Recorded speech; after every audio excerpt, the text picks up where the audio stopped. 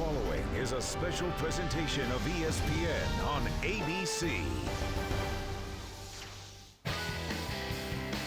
It is Memorial Day weekend in Charlotte, North Carolina. It's a long weekend and a weekend of long-honored traditions. It's the unofficial start of summer and family barbecues.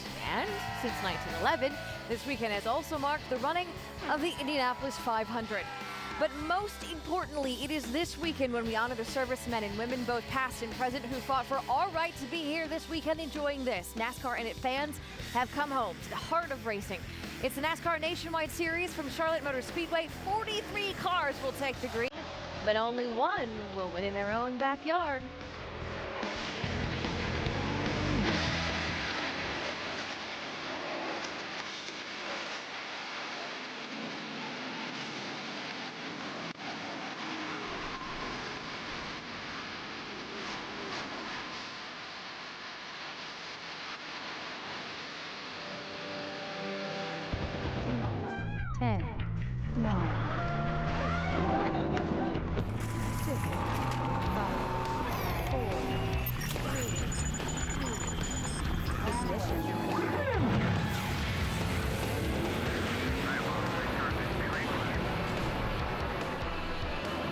From Concord, North Carolina, it is the second home of NASCAR, and welcome to NASCAR Countdown, presented by Hellmann's, and welcome to Charlotte Motor Speedway, one of NASCAR's older tracks. Bruce Smith opened this place back up in 1960.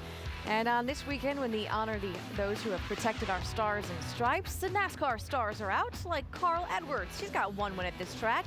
And how about this guy, Mike Bliss, 2 wins at this track, including the race win 1 year ago. But what we are about to see on the track is really the culmination of what we've grown into, a 2-week affair in the Charlotte area called Speed Weeks. It began with the pit crew taking center stage at the Pit Crew Challenge, and it was Denny Hamlin's crew who proved unstoppable.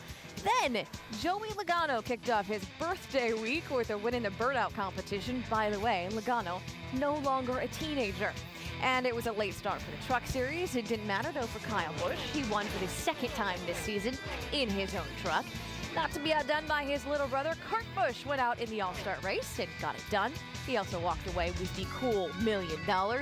Then the moment, 60 years in the making. The NASCAR Hall of Fame opened its doors to fans and the first class of Hall of Famers. Bill France Sr., Bill France Jr., Dale Earnhardt, Richard Petty, and Junior Johnson. And that brings us to today. Cars on the track for the Nationwide Series qualifying. Carl Edwards flat out gets it done at his track. The 4th pole at this track. Dave Burns is standing by with Carl Edwards. And Nicole, it's the second pole of this season for Carl Edwards, the second time he's the fastest qualifier. But in Phoenix, it was like 130 miles an hour. Here, 186. That's getting it done. So as the fastest qualifier, should I just bet the whole farm on you today? Of course, sure. I bet my farm on it every week. But, you know, our Fastenal Copart Ford Fusion was fast for those 2 laps. But this track changes a lot, and the race is going to change a lot. Drew and I talked about it. We went something like 2 seconds faster than we were running in race trim. So yeah, the pole is great, but this is a 300-mile race. The sun is out. There's some clouds around. I think it's going to be a really dynamic race, and I think you'll see the surface, you know, kind of it'll make Drew and the crew chiefs earn their money. So hopefully we can get Fastenal to victory lane, and we just got to run more laps like that one. You are 4th in the points. Even though you can't make up all those points in this race, does that represent a turning point for you guys? Well, yeah. Anytime you can get anything to claim as a small victory, that's good. And we've got a lot of folks from Fastenal here, folks from Copart and Ford, and it's cool to stand there and have that pole award. But we've got to get some wins, and we're working very hard. Everybody's doing a really good job, but it'd be nice. A turning point would really be victory lane. Looking to cover up that W column for the first time in 2010. Nicole? Dave Burns, thank you very much. And as we take a look at Charlotte Motor Speedway, we have got a pretty good view of this place from the ESPN pit studio. You'll see us right in the middle of all of the action. And inside the ESPN pit studio, I'm Nicole Briscoe, joined by a former Sprint Cup Series champion in Dale Jarrett and a Sprint Cup Series team owner in Brad Doherty. This is the backyard for so many teams. This is home how badly the teams want to win here. Oh, they've been looking forward to this. This is bragging rights. Yeah, you want that trophy because you got a lot of family and friends here that don't necessarily get to come to a lot of the races, see what you do. So these guys have prepared themselves to try to win here today so that they can talk about it until we come back here in October. But this race is also a switch from the norm. This is a day race. Since 2004, this race has been a night race. How is that going to be a game changer? Well, the interesting thing, during the daytime, the cars can tend to get a little bit looser as it gets a little bit greasier and hot. You go into the nighttime, it cools off, you pick up grip. And what I've noticed is a lot of these crew chiefs talk about this racetrack doing the opposite. It's really odd how this track changes due to temperature. I talked to Greg Biffle, though. He said the one thing that he has always paid attention to is trying to make sure he doesn't change too much. He says sometimes they overthink the process and you're out to lunch when it comes later on in the day. You know who's hard to ignore, though, in these Nationwide Series races? It doesn't matter if it's a day race or a night race or in the cold or in the warm. That's Kyle Busch. He's already won 4 times this season. Will he make it 5 today? And they are off. Kyle Busch trying to keep Joey Logano as close as he can. Look out, 4 cars heading for the stripe. It's Kyle Busch. He will win the Stater Brothers 300. I'm so proud of winning like that. And here comes Kyle Busch, new race leader. It's all Kyle Busch for the final time. Will take the win in the Basha Supermarkets 200. Kyle Busch in hot pursuit. Busch will not be denied. For the 5th time in a row, Kyle Busch will take the checkered flag at Texas Motor Speedway. Here goes Kyle Busch. He will not be denied today. The monster has been eaten by the 18. Well, Kyle is chasing Mr. Nationwide. That would be Mark Martin, who has more wins in this series than anyone else. But Mark has 6 wins at this track. Kyle has 5. Today, he would join him for a record. Yeah, and I think that we're looking at records that Mark Martin set that we didn't think anybody would ever be breaking or coming close to. He was just the man to beat here every time you came. And here Kyle has the opportunity to tie another record and set some more records that I think will never be broken in this series. Mark's last win was in 1999 in this particular racetrack at this particular series. Mark is not in the race today, but Kyle is. Yeah. But Kyle is not going to be competing for a Nationwide Series championship. This is his last race for at least a few. Well, I know the other 42 guys are saying, thank goodness. But I think DJ's absolutely correct when they talk about Mark Martin. I thought he set records that no one would ever break. But this Nationwide car has played right into Kyle Busch's hands. We have a tapered spacer on this race car, and to run this car, you have to run it wide open and very hard, and that's where he is at his best, and he's one of the best in the business. Also, it's going to be interesting, though, to me, when we go to the new car in the Nationwide Series, how well he does. How does that play into his hands? And we'll see what type of skills that we think he has if they match up with the new car. Well, Kyle did win the last race at Dover a few weeks ago, but I think we want to call this unfinished business because it was his teammate, Denny Hamlin, in the race who was causing a bit of buzz. Keep your eye on Hamlin in the 21 car of Clint Boyer. They got into it. Boyer was a little upset, came back out onto the track a little bit later, and retaliation. Boyer is now on probation for the next 3 races in anything that is a NASCAR race. And then this is what happened in the All-Star race. Hamlin and Busch going for the race win. Hamlin maybe closed the door a little bit. That's what Busch said. Busch not happy. Went and parked the car in front of the 11 hauler. Bottom line, we've got feuding teammates. Hamlin not in the race today, but is it over?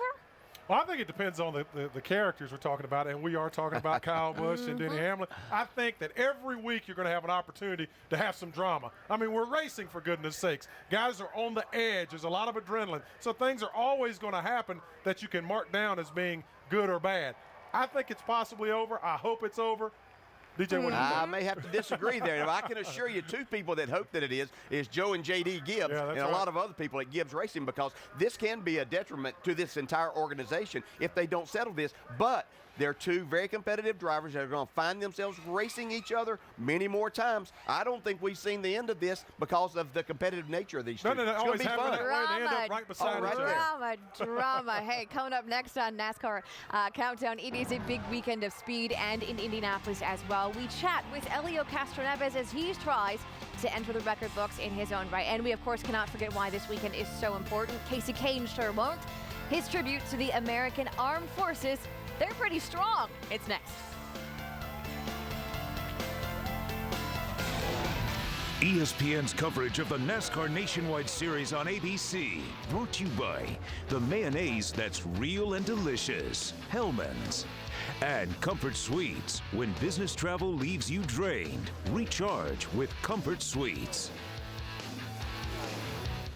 5 weeks ago, Helio Castroneves was staring at jail, an orange suit, not a race suit. And now he becomes a 3-time winner of the biggest race in the world. Hollywood could not write this script. Yeah, baby!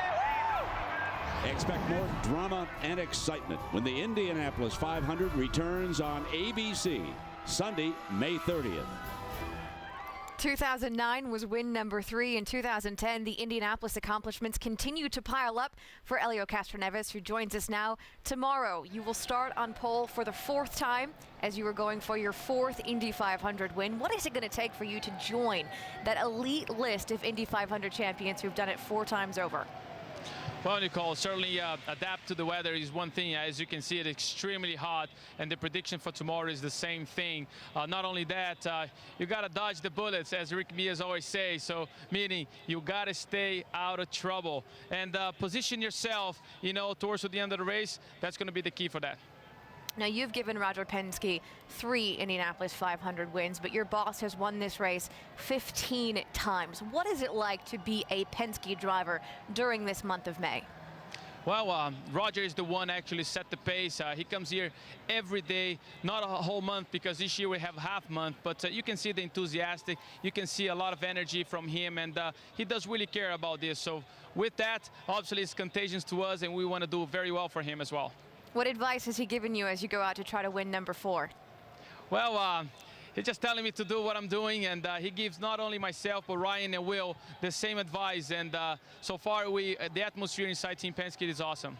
Well, so far, the Penske cars are not just in Indianapolis. We will see a couple of them on the track here today at Charlotte Motor Speedway. Brad Keselowski, Justin Allgaier, your 2 Nationwide Series teammates. Why don't you handicap them for us? Well, I'll tell you one thing, Brad brought a lot to the team. He already won 2 races and Justin one race. So basically, it shows the potential that the team is stepping up on that area. Would it be great, for Team Penske not only have a Indy 500 in the belt now with a NASCAR Nationwide title as well. Helio Castroneves, thank you very much for joining us, and best of luck to you tomorrow as you go for win number 4. Thank you so much, Nicole. And of course, Roger Penske and Chip Ganassi are the only 2 team owners who can say that they have won both the Indy 500 and the Daytona 500. Yeah, and these are 2 owners that are racers at heart, and that's who drivers love to drive for. They understand, they get it, they know exactly what these drivers are looking for. You have to surround them with great people, and that's exactly what these owners have done. So they have a great opportunity this weekend, today and also on Sunday, in winning both the big races. Yeah, whenever you talk racing, period, Chip Ganassi and Roger Penske, those are iconic names in the racing world. And it's great to see Justin Allgaier as well as Brad Keselowski. They've got 2 really good young Nationwide drivers who are both capable of winning this championship. What great organization both of them. Speaking of both of those Nationwide Series drivers, Justin Allgaier being introduced to the crowd here at Charlotte Motor Speedway. He also happens to be our in-race reporter. Go to ESPN.com, search Ask the Driver to have your question answered by Justin Allgaier. And then there's Brad Keselowski. He has given Roger Penske the points lead. And Dale, you said it was 2 weeks ago at Dover. The spin to finish 7th by Keselowski. When it comes to the points, that is going to be something we're talking about maybe come championship time for Brad? Absolutely. Speaking from experience, I know that during our championship year in 1999, there are 4 or 5 races that we had where it could have been disastrous, just like this for Brad. He does a great job of saving this car. Normally you spin at Dover, you're going to hit something pretty hard. He didn't do that. They continued to work on this car, came from the back, could have been a 30th place finish. They managed to get it back to 7th place. That's a huge amount of points. And I promise you, this will be one of the days, if they go on and win this championship, they'll look back and say, that's where we helped save our season. Well, Brad would certainly like to cushion that points lead today. He will roll off 3rd, but he's already had a big hit already here this weekend at Charlotte Motor Speedway. Check out what happened on Thursday in Cup Series qualifying. This is on his 2nd lap of qualifying.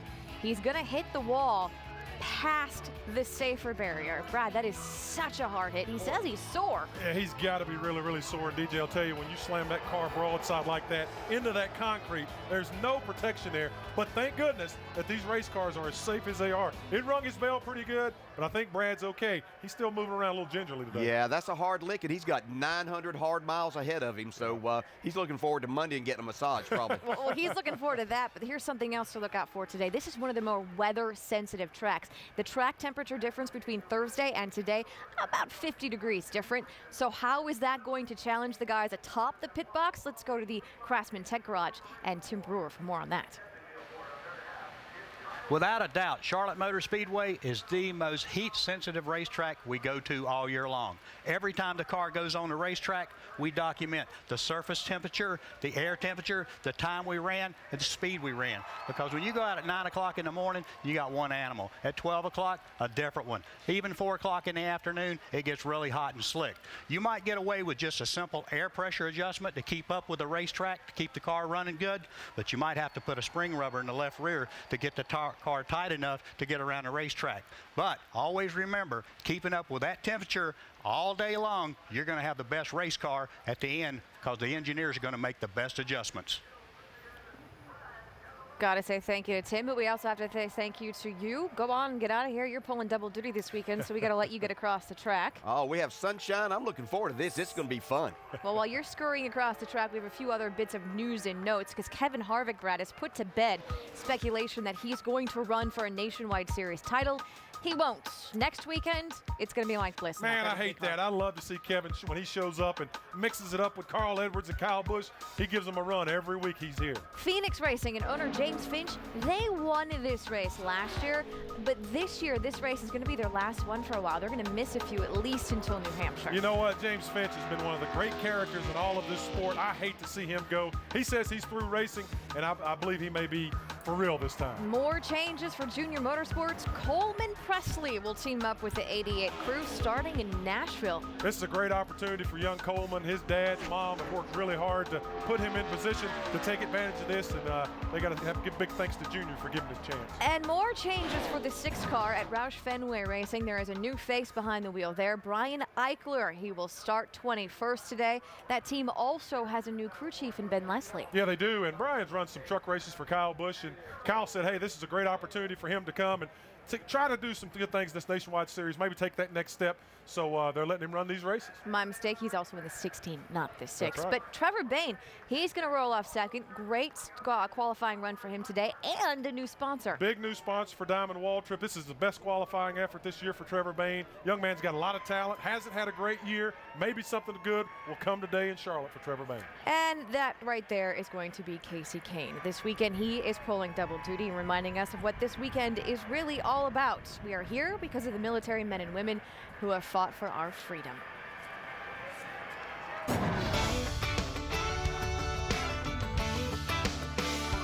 It's the day in the life, it's the music in the rhyme of American living.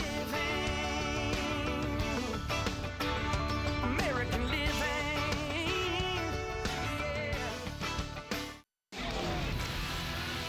ESPN's coverage of the NASCAR Nationwide Series on ABC, brought to you by the mayonnaise that's real and delicious, Hellman's. We're back to Charlotte Motor Speedway, where we have to say thank you to all of the men and women who have served and are serving our country. And on this Memorial Day, the tributes are seen all around the track. And on Sunday, there will be a few even on the track, including a tribute from Casey Kane. For more, here's Marty Smith. Thanks, Nicole. Today, Casey Kane will drive this car, the number 38. On Sunday, he'll drive this one, the number 9 Ford, which this weekend carries a special paint scheme, honoring those who've served and died for our country. Memorial Day is a time for all Americans to reflect, and this year we'll remember those at Fort Hood, Texas. November 5th, 2009 began like most any other day for those folks. It ended as anything but. We were just basically around the office hanging out, and then we had gone to lunch, just got back from lunch, and the alert went off, and all hell broke loose. Attack on Fort Hood. Dozens of soldiers under fire from a hail of bullets on their own base. I had heard that there had been a shooting and I didn't really think anything of it. And then all of a sudden I saw people being brought in on stretchers and in wheelchairs, and then we got put on lockdown. I'm a medic, and to know that people were hurt, you know, here on post, and to not be able to help was kind of, you know, it felt really awful, you know, to know that there was nothing I could do.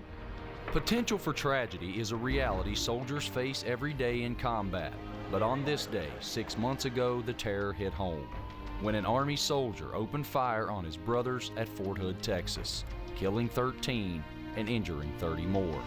We come together filled with sorrow for the 13 Americans that we have lost. The horror of that day is forever singed in the American psyche, and for those on site in Fort Hood, the emotional toll still lingers. I think it was pretty emotionally damaging. I mean, you see it on the news, on the TV every day, but it's almost surreal whenever it happens that close to home. The first couple days were hard. You know, it was hard on families, it was hard on kids. This is our sanctuary, this is where we live. But at the same time, because we know how to do this, everybody immediately bonded together, and the sense of camaraderie and community has only gotten stronger. To honor those killed at Fort Hood and all who have served and died for their country, Casey Kane will man a red camouflage race car at Charlotte on Memorial Day weekend and at Daytona in July. It's going to be a great paint scheme, and I'm excited to drive it. I've never driven anything like this, anything to do with you know, the soldier or the troops or any of that, so I'm looking forward to it. On April 23rd, Kane came to Fort Hood to show his support. It's all for the troops. It's all for, you know, all the men and women that put everything on the line for our country. We all think about you guys all the time and appreciate what you do for us too. I just think it's great that, you know, if someone like that doing what he's doing can think of us while we're keeping it safe for him to do what he does. It makes me real proud and real happy. The pride of a nation marks Memorial Day, along with remembrance for those who've sacrificed, including those at Fort Hood that fateful day last November. It's always been a time to remember those soldiers and, you know, the family members of soldiers that have fallen in battle fighting for this country. It's our day to just remember them, to honor them, to remind everybody, you know, what they did for us. It's a celebration of the men and women that fight for this country, is the way I look at it. Casey Kane is in this race today in the 38 car in the Nationwide Series. His Sprint Cup Series sponsor, Budweiser, will donate $250,000 in May and June to the USO's Operation Enduring Care program, which was created to meet the recovery needs of wounded service members and their families. More from Charlotte Motor Speedway as we count down to green after this message and a word from our ABC stations. For the 57th time, the Nationwide Series will take the green flag here at Charlotte Motor Speedway. Pre-race ceremonies are underway, so let's go trackside. Ladies and gentlemen, please rise and remove your hats as the Air Force Detachment 592 from the University of North Carolina at Charlotte presents our nation's colors. Remain standing as Reverend Joe Andreessen offers today's invocation. Father, we thank you for the privilege of being here today. And I would ask that you would put blessings upon everyone within the sound of my voice. And we lift up to you the drivers and their teams, God. We pray that you would heighten their senses and awareness, that you would increase their talents and abilities. God, that we might have a race today that we will never, ever forget. And Father, we pray this by faith with thanksgiving in our heart, in the precious name of Jesus Christ. And together, all of God's creation says, amen and amen. In honor of our troops, please place your hand over your heart as Martha White presents 7-time International Bluegrass Music Association Female Vocalist of the Year, Rhonda Vincent, as she performs our national anthem. Oh, say, can you see by the dawn's early light what so proudly we hailed at the twilight's last gleaming, whose broad stripes and bright stars through the peril of was fight.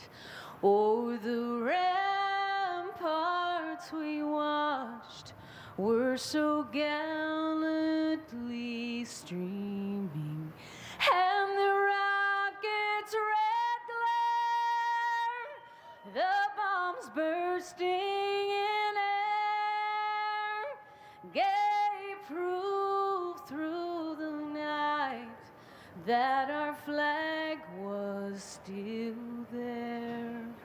Oh, say does that star-spangled banner yet wave? Oh, the land of the free and the home of the brave.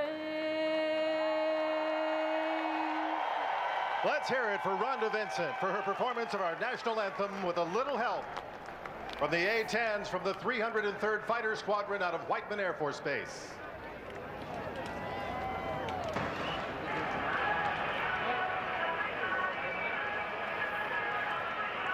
Carl Edwards is the pole sitter. 200 laps, 300 miles from Charlotte Motor Speedway. It is the countdown to green when we come back. ESPN's coverage of the NASCAR Nationwide Series on ABC. Brought to you by Nationwide Insurance. Call or visit us online for a quote today. And Verizon, the network with the most 3G coverage.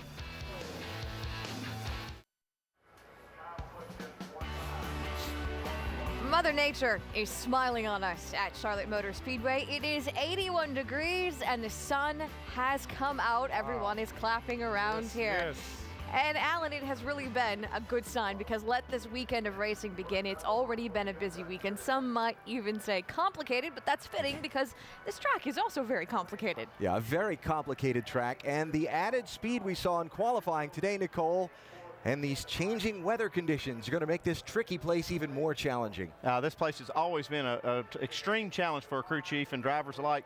The track temperature changes this track and the way your car handles more than any other track on the circuit.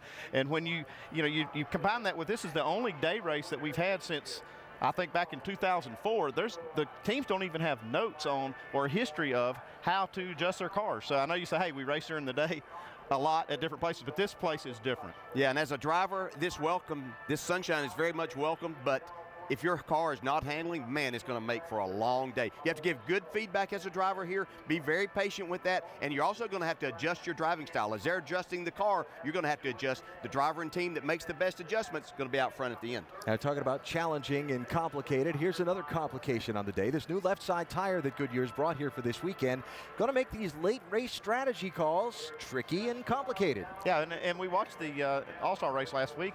There was a lot of strategies employed there that all seemed to work pretty good. So there's a lot of options available to the crew chief. But we're racing during the day, so will that work? We don't know. So we'll see how the crew chiefs handle it. It's going to be a tough decision late in this race. Yeah, and when you're a guy like Kyle Busch, we've seen many times lead a lot of laps, and then somebody either takes 2 tires or no tires, frustrates him and others. If you're that driver that has that great car, you don't want to see people have options. You wish everybody put on 4, you could drive away. So it should be fun. Remember what Carl Edwards said in the very first interview in NASCAR Countdown? He said, crew chief Drew Blickensderfer is going to have to work all day long if we're going to win this one. So Carl Edwards getting buckled into his car in the #1 starting spot on this grid. Can he finish in the #1 spot and get Ford off the schneid in the 2010 NASCAR Nationwide Series season? Time to fire him up. Let's go trackside for the command to start engines. And now, race fans, it's time for the most famous words in motorsports. Here to give the command, please welcome our Grand Marshal, the owner of France Automotive Center, Don France. Are you ready to rumble, Charlotte? Gentlemen, start your engines!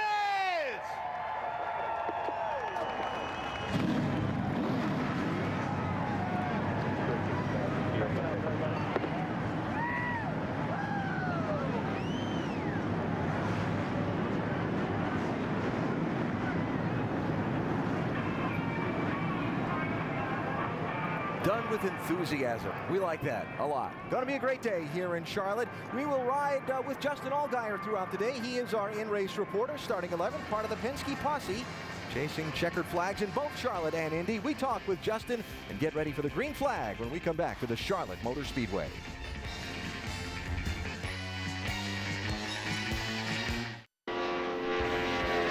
As we get set to go here at Charlotte, we saw something in qualifying a few hours ago we hadn't seen yet this season. A lap at nearly 187 miles an hour. Carl Edwards in winning the pole today, the fastest qualifying lap of the year. In the Nationwide Series, his third straight Nationwide Series pole at Charlotte and the 77th pole for Roush Fenway Racing overall. And as we look at the starting grid across the top of the screen, we'll point your attention when we get back to the 11th place starter. That's where our in-race reporter Justin Allgaier will be.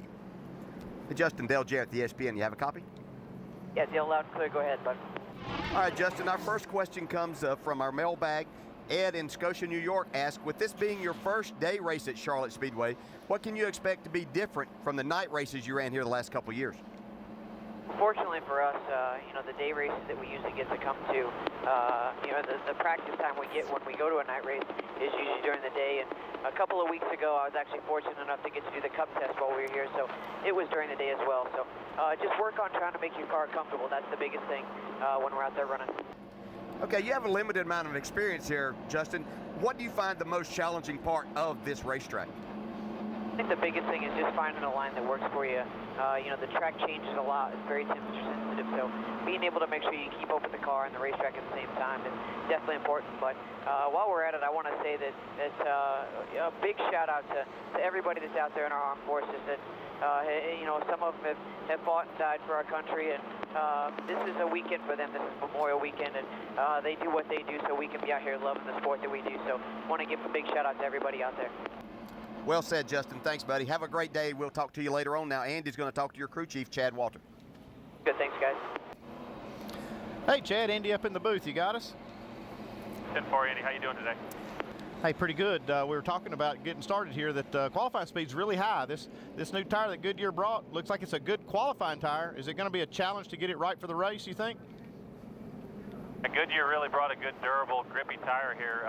Speeds were up this morning in low track temperatures, and looks like we'll have some opportunities to maybe do some two-tire stuff, keep them out, maybe gas only, so pit strategy will be real critical here today. Okay, Chad, we'll be watching. Good luck, and thanks for talking to us.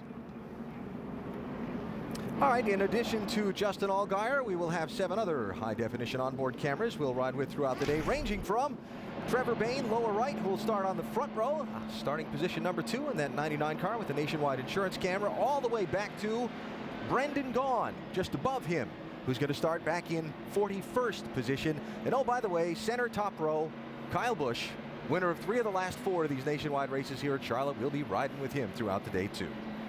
And our over-the-wall reporter today is Austin, Texas native James Davis, the jackman for Michael Annett and the 15 team, who, appropriately enough, on this Memorial Weekend, is a veteran of the United States Air Force who served overseas in the Middle East conflicts. James, thank you very much for your service, and be safe today. All right, some final stories from pit road. Let's go first to Mike Massaro. What do you got, Michael? Well, Alan, speaking with Jamie McMurray's crew chief, Tony Uri Sr., you get a sense of frustration.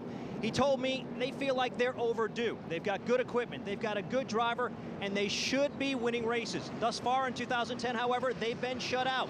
Will today be the day they get to victory lane? Well, I spoke with McMurray just after practice on Thursday. He said since he's been with his team, this is the best they've been heading into a race. Confidence is high, and so is determination, Dave. Mike, because a sponsor wrote a nice check earlier this year, Baker Curb Racing has been able to get the 27 car in all 11 races this year, but only 3 remain, including today. It also allowed him to get a championship-type driver like Greg Biffle, 12 years in NASCAR, 20 wins in the Nationwide Series. They need a new sponsor. Greg's hoping to give another sponsor a reason to come on board this car with a win today. Shannon? Well, Dave, Ryan Newman making his 2nd consecutive start in the #1 James Finch-owned car here today. The team has a very fast car, and they have a ton of confidence, especially considering the fact that they finished second in their first outing together at Dover. Now, speaking with crew chief Mark Reno today, he told me this team right now is only scheduled to race 7 more times after today's race. However, that could all change depending on what Ryan Newman wants to do. They said Ryan is their driver, the guy that they want. If he wants to enter more races, they'll give him the car. Alan? That'd probably be a pretty good decision, too.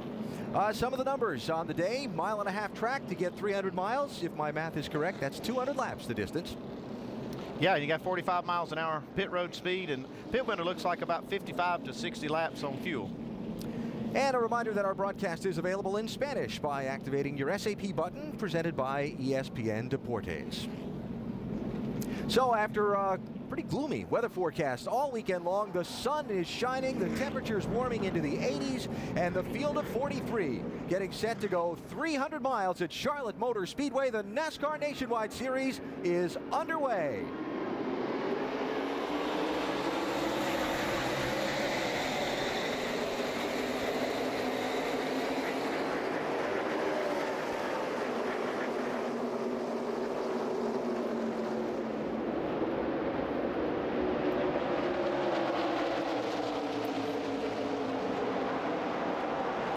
Kevin Harvick in that 33, 3 wide in the first and second corner.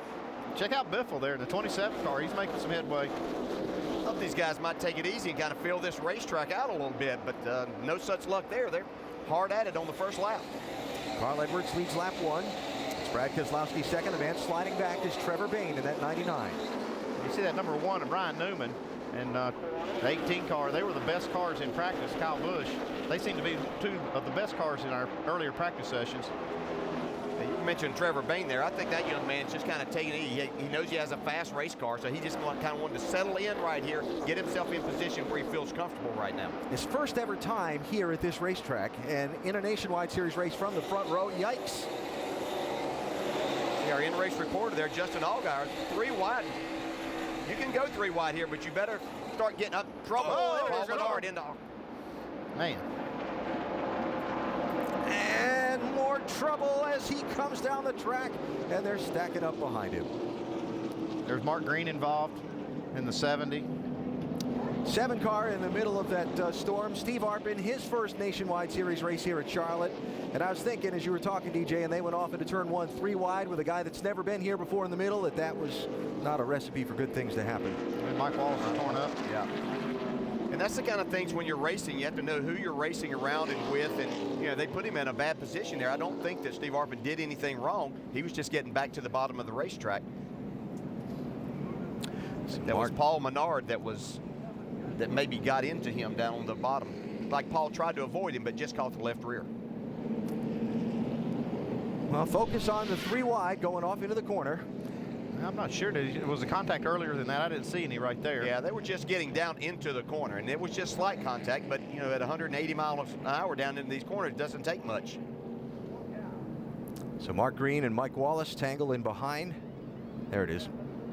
Yeah, here they are. There's your contact. Yeah, Paul Menard was up there further than I thought he was. That might have been a mistake on Steve Arpin's part there. He should know that car is there, or at least his spotter should be telling him. But it's pretty crowded, though, when they get there. It is crowded, yeah. A lot happening. So just a couple laps into the race, caution is out after Steve Arpin and Paul Menard tangle in turn 1. A couple of others caught up into the mess. We'll come back to Charlotte after this message and a word from our ABC stations.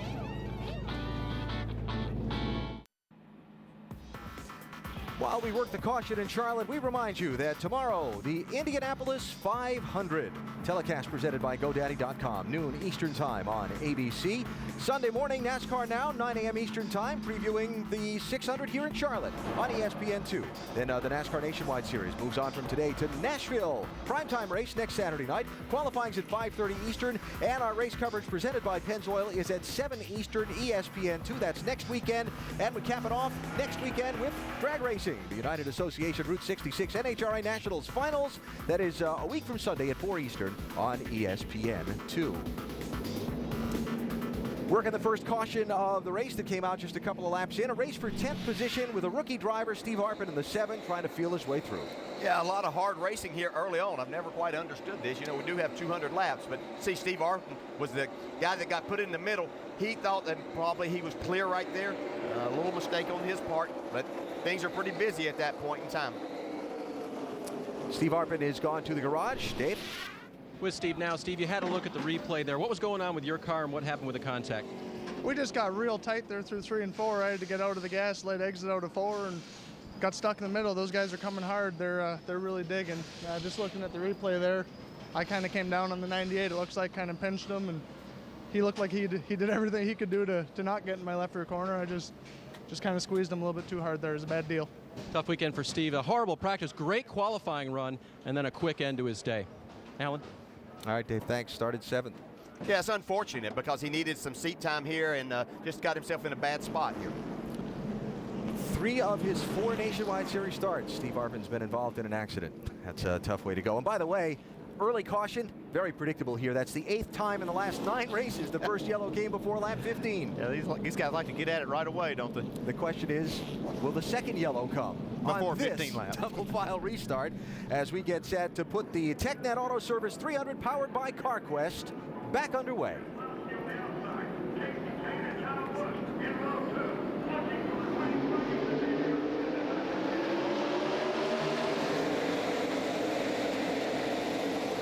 Brian Scott having trouble getting going, and it's going to cause trouble. Annette spins around. Another spin behind him. Looks like Stenhouse is involved. Boy. He's the second car of the week for him.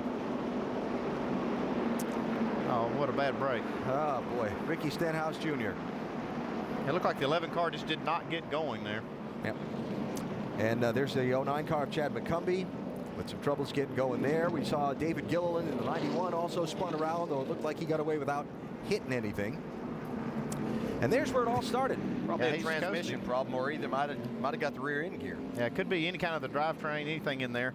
He doesn't get a scratch. He got all these other cars torn up because of it. But you see here on the replay, I mean, these cars, when they take off now, they're accelerating really hard. And when somebody doesn't go, just like right there, you don't have a lot of time to react. Yeah, I'm saying that looked more like a missed gear, and maybe it was because of something in the transmission, but it tore it up. See, Michael Annette's pretty lucky right there. He got spun around but didn't hit anything, or didn't get hit. And Stenhouse in the back is way in the back. He's 32nd at the time, and by the time that the jam up happens, somebody drives him right into the wall. Yeah, Jamie Murray in the 88 did a fantastic job. A situation like that, as Andy said, you're wide open in the throttle, easy to run over somebody in a hurry. This is on board with Stephen Wallace. And see, Stephen does a great job here too. I mean, he's got cars coming on both sides and avoids that car that's not going.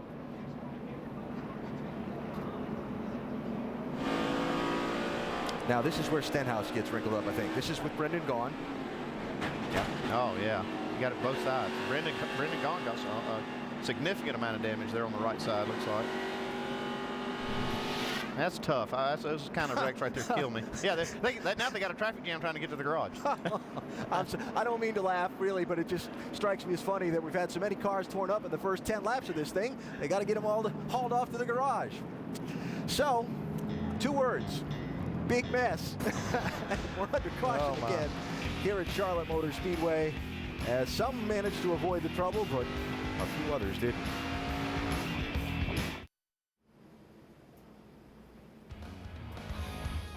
And welcome back to Charlotte Motor Speedway, where we are under caution again for the second time in just 10 laps inside the pit studio. But we'll take a look at how this happened on the restart. As we were just discussing, double file restarts, they make it exciting, but this is what causes a little bit of the caution. Keep an eye on the 11 car with Brian Scott. Yeah, it seems like Brian couldn't quite get going and spun the tires and just really jammed up the entire field. You see Michael Annette get spun around, and then all chaos broke out, and the double file restart strikes again when someone doesn't get going. A lot of cars taken to the garage already. Like we said, already 2 cautions for 7 laps, just 10 laps completed.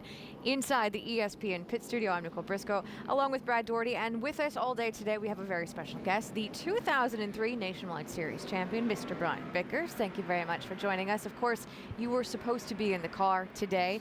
You can't. You're out the rest of the season. How are you feeling? Oh, thanks for having me. I'm feeling fine. I feel good enough that I want to be in that race car. But unfortunately, I can't be. You know, I'm going to be the big kicker is the blood thinner. I'm going to be on blood thinner for 6 months. What will happen, Brian, as time goes on? Will you just kind of, you know, ease your way back into this thing? Do you know definitely that you're not going to be racing anymore, or is there hope that you will be racing after a 6 month period of time? Yeah, I will be racing after 6 months. Okay. I mean, everything that we know so far, I mean, we can't predict the future, but everything we know so far, I'm going to be out for 6 months. Okay. I'll be back at the Daytona 500, and I can't tell you how excited I am to be back at the Daytona 500. It's a good one to come back for. It's a good one to come back for. Actually, I'll probably hopefully be in the nationwide race, you know, on Saturday before the countdown is on to that, and the countdown is actually back on to green, because I think we're going to go back to green finally. Oh, good. Brian will be with us all afternoon, so let's head back upstairs to the booth. Alan Bestwick, please take it away. Well, here's the big question, Nicole. How long will we be under green? Yeah, really. Please, more than 2 laps. Getting going. It's been a little bit of a halting start here, but we're going to try again as Carl Edwards will bring this field back to the green. A third time today, he'll lead the field to a green flag, and this will be the third different driver to his outside for the 3 restarts. Yeah, but he has chosen that inside lane once again. This worked very well. He's gotten 2 good starts so far. Casey Kane in the 38 to his outside.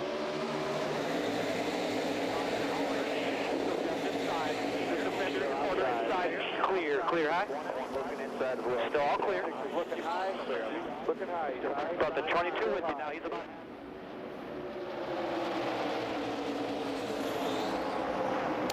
One thing I think we've seen on these first few restarts, that outside lane is not very kind right now. Well, the leader does have the advantage on that start, and even if I think he was on the outside, you might see some of that, but it does look like they're going to be choosing that inside lane. Trevor Bayne, Ryan Newman, 99 and 1. That's for 5th and 6th spots. This position, you really have to be careful as a driver getting down into these corners over 180 miles an hour on the inside.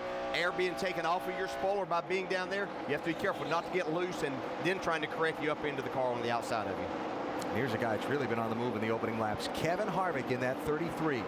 He's racing for 11th spot here. Started back in 18th.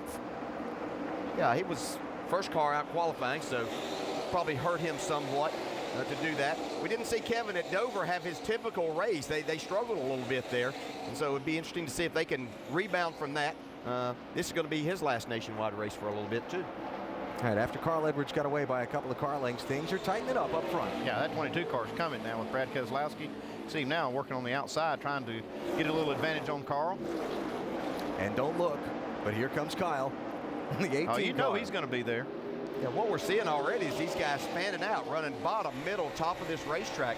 Going to make for great racing. I think the combination of this racetrack during the day and the tire that Goodyear's brought here is going to provide some really exciting moments for us. Oh boy, that is Ryan Newman in the 1. Had Joey Logano tucked underneath him, and speaking of tucked underneath, there goes Keselowski for the lead. And you can see Carl's not going to challenge that move right now. Though we're later in the race, he might try to get back to the outside and hold Brad down there. Way too early for that for these guys. So, new leader, Brad Keselowski, Mike.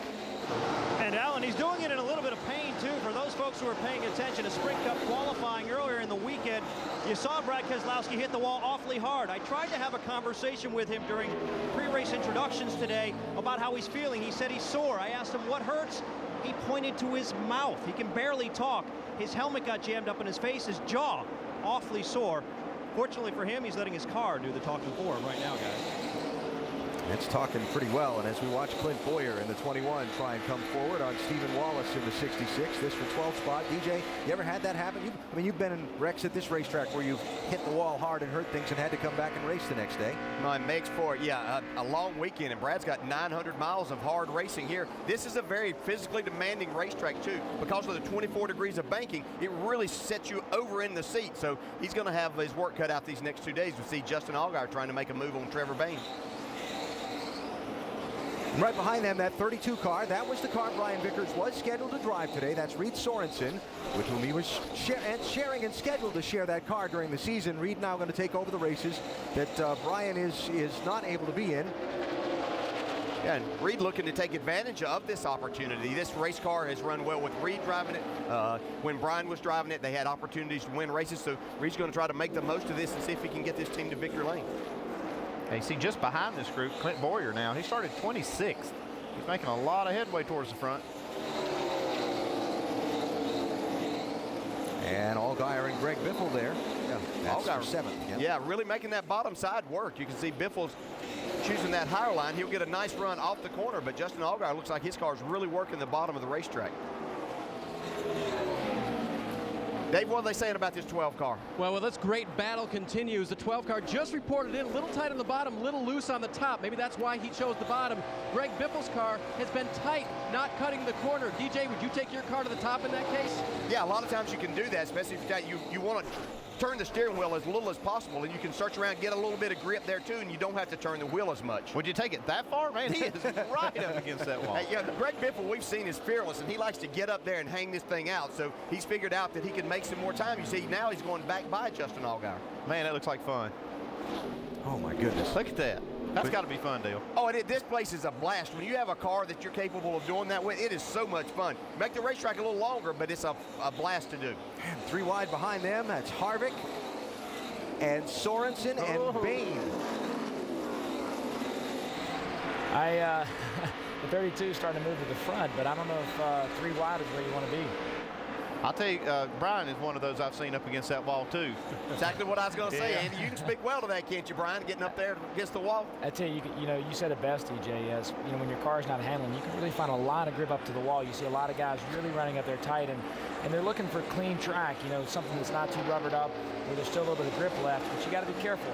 You chase clean track too far, and you're going to be right in the fence. Hey, Brian, do you have to change your driving style as far as where you let off the throttle, get back on the throttle, and going up top? Yeah, you really do. I think you have to change the way you drive the car a lot, and you really have to adapt to the car as well. And you have to pace yourself. You have to be very cautious. It's like racing at Darlington every lap. As that car starts to give up grip, if the tires start to go away, you have to know that. And if you go in there just a little bit too hard, you don't get a little tight or get a little loose, you'll hit the wall. And and that's the key to running up top, is being able to make those minor adjustments as the race goes on and as the tires wear. Brian Vickers, former NASCAR Nationwide Series champion, joining us in the pit studio as we watch the 32 car run at the moment in 9th position. Out in front, Brad Keselowski, the only driver currently running in the top 5 without a Nationwide Series win in Charlotte. He is the series championship leader. You're watching ESPN on ABC.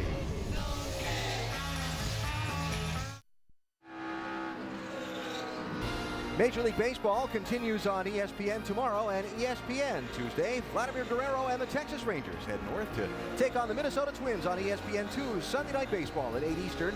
Then on Tuesday night at 7 Eastern, it's Ryan Howard and the Phillies facing their National League East rivals, the Atlanta Braves, on ESPN. Major League Baseball, ESPN and ESPN3.com, Sunday and Tuesday. And here at Charlotte Motor Speedway, riding along with a young man who started on the outside of the front row, Trevor Bain. And Dave, he's slipped all the way back to 14th.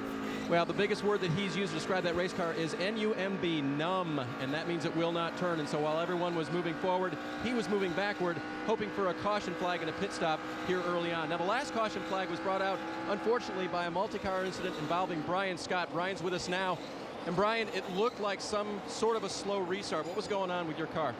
Well, during practice, we had a transmission problem. Some of the transmission bolts were left loose. They worked themselves out, and I felt something when I pulled out on the racetrack during practice, and the transmission was moving around. Came in, they figured out the bolts came loose. They put new bolts in, but unfortunately in NASCAR, you have to prove beyond a reasonable doubt that you have a problem with your motor or transmission or something significant. You can't just change something, and it was questionable. I felt pretty uneasy about the transmission, but we couldn't prove it that it had done any damage because we ran after that. And, when you run things as hard as you run here in NASCAR, you're going to test the breaking points of things. And unfortunately, we found the breaking point in our Levine Children's Hospital Toyota today. We had a really fast car, and I was really looking forward and really excited to represent the kids in the hospital. And I hate that this happened, but, unfortunately, mistakes can ruin your day. Tough day for Brian Scott, Alan. Yeah, Brian, part of a whole parade to the garage in the early laps, all but 2 of them. Because of the accidents we had in the first 7 laps of this race. 2 wrecks. You've got Danny O'Quinn, Dennis Setzer, Brian Scott, Ricky Stenhouse Jr., David Gilliland, Josh Wise, Steve Arpin, Mark Green, and Mike Wallace, all in the garage, and all but 2 of them because of the 2 wrecks. I guess they heard how difficult this track was in the daylight. They just said, we don't want to be a part of that. Watching Jamie McMurray running here back in 12th position. Mike? And Alan, talking with his crew chief, Tony Uri Sr., before the race, he told me the biggest challenge today, keeping the car turning, and that's exactly what they're experiencing so far. McMurray saying he can really charge the entry, but starts the push in the middle of the turn. Shannon? Guys, Jason Leffler had a terrible qualifying effort. He qualified 40th, but I spoke with him today. He told me that the car was good. They just had a really bad lap. This team is looking to get back on track. They've had 2 very solid weeks, top 5 finishes in the last 2 races. Leffler told me he definitely thinks he can battle back in the top 5 at points this season. Guys? Man, he's gained 28 spots since the start of the race. Now, Leffler is a teammate to Brian Scott, and they were talking about some transmission worries on that 10 car, so that'd be something to keep an eye on as this day goes on. We've been watching leader Brad Keselowski here, trying to get around some of these cars. He's trying to put a lap down. And the best words I could describe were coming out of my mouth while you were listening to Shannon were, ooh, ooh, ooh. Careful. Yeah. Yeah, you can see a lot of cars really struggling, and you get in a situation like this, Brad's doing a great job right here of just being patient and not trying to push the issue. He doesn't want to make these guys make a mistake right in front of him and kind of take him out then. Yeah, you see on the right side of the screen, Greg Biffle goes by Ryan Newman. Ryan slipping back a little. See Casey Kane here. Yeah, as while Keselowski was going through that traffic and we were covering some of these other stories, Casey Kane got up into second place around Carl Edwards, and in this lap traffic has erased a 1.5 second deficit to that 22 car. Yeah, Brad's been careful trying to get by these lap cars. You know, Casey's car's been fast too, though. This is his opportunity to make up a little ground. Heard the story on NASCAR Countdown of Casey's visit to Fort Hood in Texas and racing for the Soldiers this weekend here in Charlotte and again at Daytona, 4th of July weekend.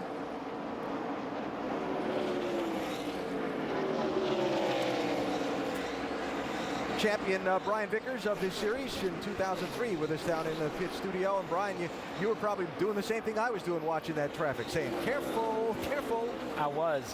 You know, Brad did a good job working his way through there. You see the negative of that situation where he lost a lot of ground that he had on second place, but you've got to be careful. You know, you get in a situation like that, you get impatient, and mistakes can be made very easily, especially in lap traffic, because they're going to lap down for a reason. Their cars are not handling well, and if you put them in a bad position, you're going to be in a bad position. Now you see Justin Allgaier right here passing Kyle Busch. Now Justin's got a good car, but Kyle's he's struggling a little bit in this run. Yeah. Anytime you can be passing Kyle Busch, though, it's a good thing. You got to know that you're somewhere close from. But really impressed with Justin Allgaier and this race team. This car is really moving forward. Looks like it's hooked up. And I've seen him run the bottom and the top. That's 5th, 6th, and 7th you're looking at right there. Now back to that lap traffic thing just a minute. Brian and DJ, what are you expecting the lap car to do? What lane are you expecting him to give you? Well, I mean, they tell the lap cars as you're approaching to go to the inside and give you room to the outside. That's not always the case, though, Brian. You have to kind of pay attention ahead and see what their car's doing. A lot of times they're not handling well because they're sliding up the racetrack. Yeah, you really do. I think a lot of it's just looking ahead, looking down the racetrack, seeing what kind of line they prefer, and hopefully making sure your car can work around that line. One thing that I've done with my spotter before is he's really good about kind of watching farther ahead and keeping an eye on the lap cars, seeing which way they prefer, which lane they prefer to give up to the leaders. So that way when you get to him, he has a better idea. He relays that information and you make the most of it. See Joey Logano wrestling with some of that traffic, trying to get through as well. Logano running in 4th spot in the 20 car. Meanwhile, up front, it is Brad Keselowski. In the 22, he took the lead at lap 16. We're at lap number 40 now. We're back after this message and a word from our ABC stations.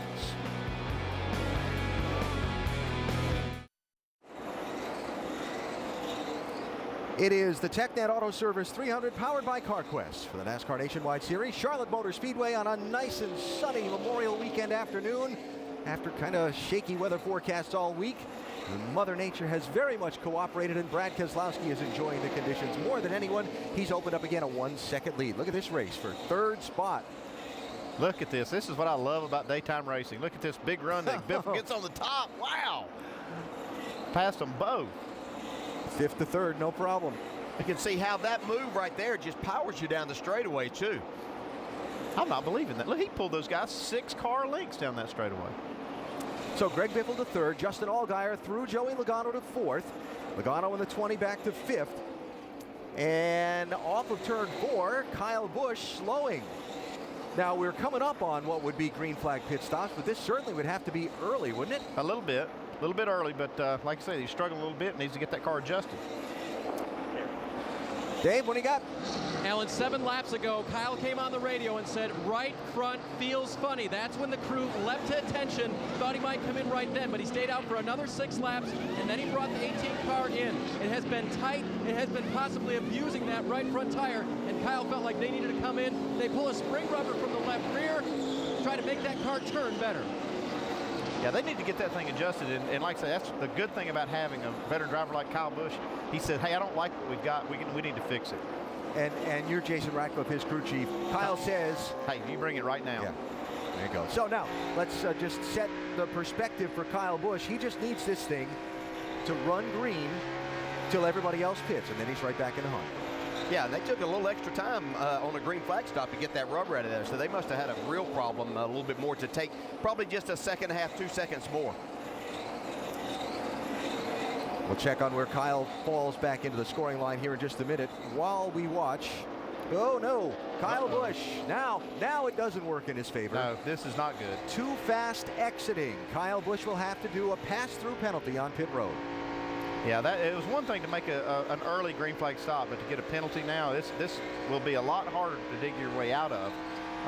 Although if they had to have somebody that could do it, it would be Kyle Busch and this team, but it's not what they are looking for. What NASCAR is telling us is that in the second to last segment on pit road, he was timed at 50.44 miles per hour electronically. That's just barely over. You're only allowed 50 miles an hour, so he'll be coming in to do a pass-through penalty in just a minute. So Kyle right now is 31st place, a lap down. Doing the pass-through penalty is going to put him 2 laps down, and now he's going to have some work to do.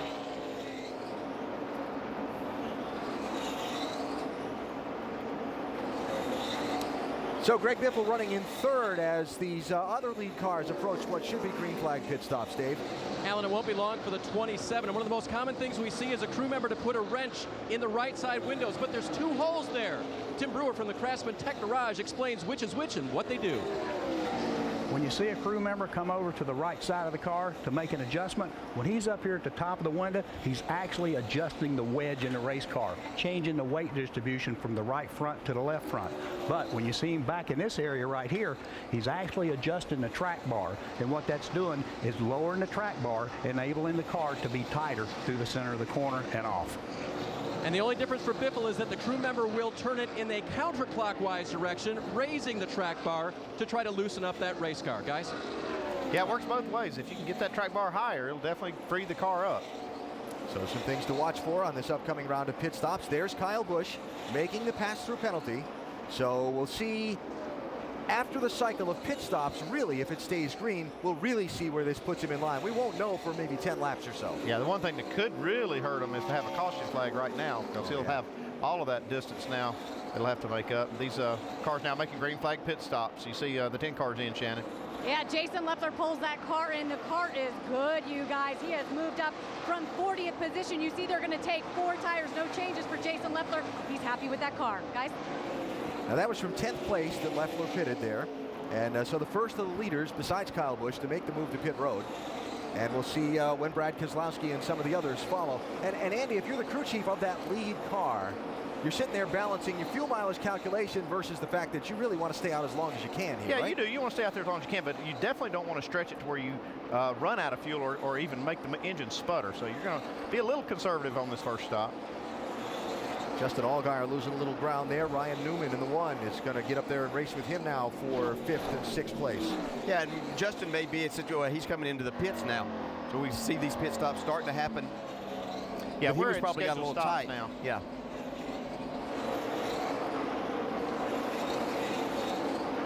So Allgaier will give up the 6th position for his pit stop. You watch his teammate continuing to lead the race on the right, Brad Keselowski, and Dave Burns covers the 12th stop. Our in-race reporter brings it to a stop perfectly on the mark there. Remember, for him, it was tight on the bottom of the track and loose on the top of the track. You see the crew member going to the rear window again with the wrench. It'll be a 4-tire change for Justin Allgaier. Again, trying to make basically 2 adjustments on it. Oh, the little trouble on the front there, trying to get the lug nuts on, and he pulled away just a little bit too soon and fell off the jack. And so now they've got an issue jacking it back up and try to get that left rear on. They do, and then they get away from pit road. Shannon.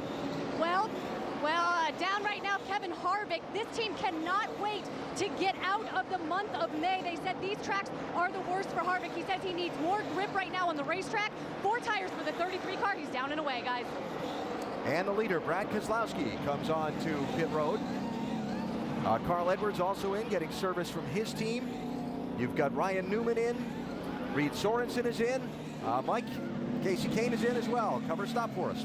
Yeah, and Carl Edwards still a little bit tight. They're going to make an air pressure adjustment on the right front. Also, they'll raise the track bar. Meanwhile, your leader, Brad Keselowski, worried about sticker tires, thinking the car will be just too loose. So instead, they'll elect to bolt on 4 scuff tires. They'll also make an air pressure adjustment to the right rear tire of the leader as they complete their stop now. And they're Clear all the way. Trevor Bayne is on pit road now. It'll be a 4-tire change and chassis adjustment for the NUM race car. Got a new sponsor on that car this weekend. Meanwhile, Greg Biffle is on pit road. John Kowalski, the catch can man, will put that wrench through the window and do what we talked about when the Tim Brewer hit just a little bit earlier. The track bar adjustment's already been made. They will change 4 tires for Greg Biffle. Remember, it was just a little bit tight. He wanted him to lower the track bar, actually raise the track bar to loosen that car up. All right, cycle of pit stops continues. Joey Logano took over the lead when Brad Keselowski and the other front runners pitted. Now here's Logano on pit road for his stop at lap number 59. 2, 1.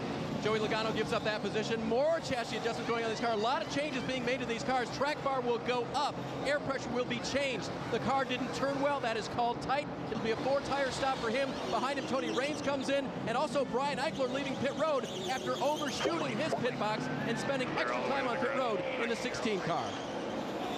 All right, looks to me like the last one yet to come into pit is Jamie McMurray. You got McMurray, Michael Annett, Joe Nemechek, and then we'll cycle back around to Casey Kane, who will finish this cycle of pit stops ahead of Brad Keselowski. Yeah, it looks like he was the winner on that green flag round of pit stops.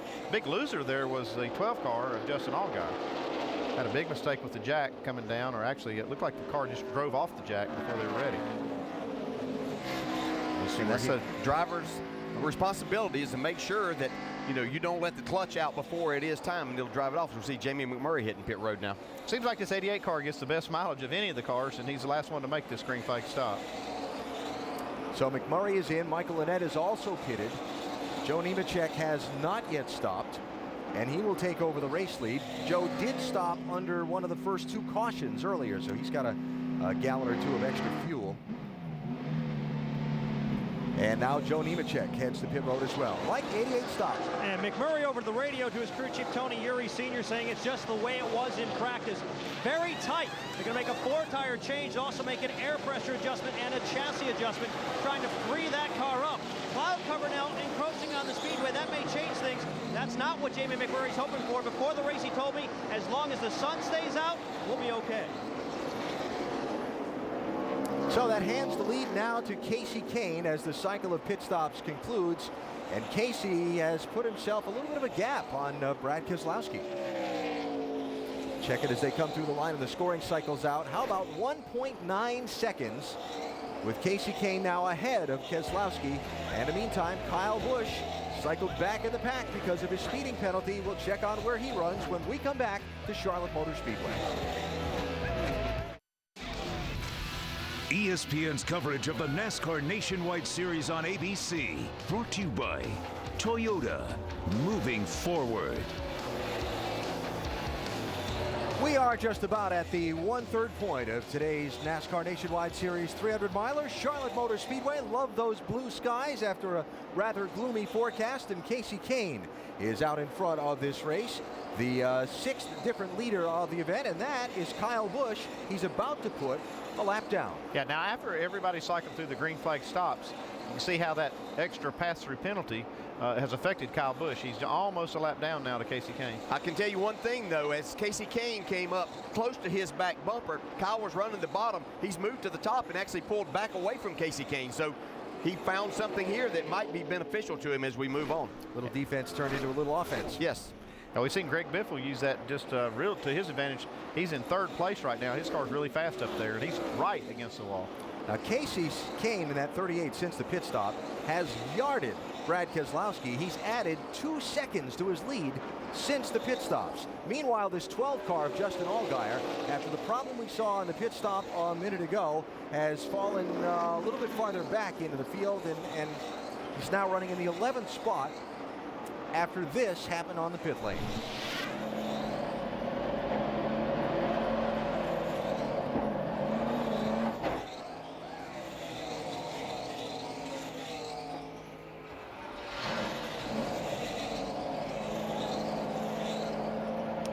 It looked like a mistake maybe made by Justin Allgaier right there. He either let the clutch out or possibly have some kind of a mechanical issue with the clutch, but it definitely drove off the jack before the pit stop was completed. DJ, you put us inside the car on one of those pit stops. What you're doing with that clutch pedal? You're not holding it in the entire time, right? Yeah, right. We see Ryan Newman trying to go around the outside of Joey Logano. But what generally most drivers will, when the jack drops on the right side, as they're going around, that's whenever you'll kick the clutch in and put it in first gear at that point in time. Now, it's a possibility if they're having a clutch problem that Justin maybe was waiting a little bit longer, and when he put it in gear, then it jerked it off the jack at that point in time. And you have to really be careful on these concrete pit boxes too. Be careful that you don't strip the axle, break an axle. A lot of things can happen. The rear end gear you can mess up. So if they do, indeed, we'll have to see as they get ready to make another pit stop if they have some type of problem with the clutch. It's a bad break for Justin too, because he was running. He had driven his way up towards the front to the top 5 and had that little problem. It's going to set him back some. Now in 11th spot. Been watching this Ryan Newman Joey Logano race for the 4th and 5th spots as Newman puts a lap on Stephen Wallace. Shannon, how about this one team today? Well, how about it? They started 4th and fell back, lost some positions on that first run. Ryan said that the car was really tight. They came down, made a track bar adjustment, and it looks like that car has come alive. But the interesting thing, guys, Ryan Newman riding along top, really making that high line work. He also made it work on the Cup side, earned the pole for the Sprint Cup race tomorrow. Crew chief for Ryan Newman told me he has never seen a driver drive as high on the track as Ryan Newman did and has this weekend. It's worked for him. Oh, it's crazy. Yeah, I mean, I saw that the other night. It was just unbelievable. You go win the pole running. I mean, you always had to be on the white line running around this racetrack to really go fast, but just shows you a race driver with the feel of the car and the feel for speed that Ryan Newman has, that he was able to adjust to that and see that's what he needed to do. Yeah, it's one thing to be able to do this in a race. When the tires wear down, you see he's doing it really well right now, but qualifying, man, that was different. And by the way, sign of a good race team, when it almost doesn't seem to matter who's in their car, they're running well. Remember, they won this race with Mike Bliss a year ago. Here's Ryan running well. He's the 8th different driver in that one car since they won this race a year ago. Kyle Busch trying not to go a lap down to Casey Kane. Yeah, he's going to make Casey earn this pass, though. He's not going to give him that top side. Casey's car really fast on the bottom, though. Kyle has a few more laps on his tires. You may have to plan one of those sprint car slide jobs on him. He knows a thing or two about those. Yeah, Casey does.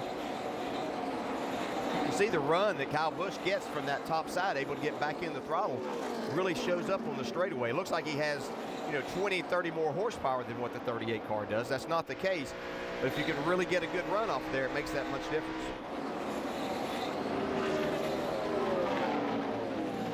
So, Dave, they pitted that 18 car early in the green flag cycle because Kyle felt something up at the right front corner. What are they saying now? And they tried to make some adjustments on that car as he nearly gets into the that yellow car right there. And the problem is that it's a little bit tighter right now than it was earlier. They tried to adjust against that. Unfortunately, it went further to the tight side. Shannon? Well, Casey Kane started this race. He was tight. They made an air pressure adjustment on the last pit stop. And now he said the car has gone to the free side. Speaking with Casey before the race, I asked him what he thought about this track. Obviously, he's had so much success. He said, on the Cup side, I have figured it out. I struggle a little getting the handling down here on the Nationwide side, but guys, I don't think he's struggling today at all. Now, Shannon, there aren't many times you can say Casey Kane has struggled at Charlotte Motor Speedway, right? He's got 3 Sprint Cup points race wins here. He's won the Sprint Cup All-Star race. He's won one of these Nationwide Series races. He does okay here. Yeah, he does pretty well, but it really fits his driving style well. And I think it goes back to his, sprint car days where he drives it with the throttle. He doesn't overdrive the corner getting in, but he'll be back to the throttle early and really driving the car around and making the straightaways longer. And I just want Dave Burns and everyone else to know that when Dave was saying, ooh, and that 38 was running up on the 04 lap car, Andy about fell off his stool up here in the booth, too. Kasey Kahne out in front of Brad Keselowski by 7 seconds. He's doing okay.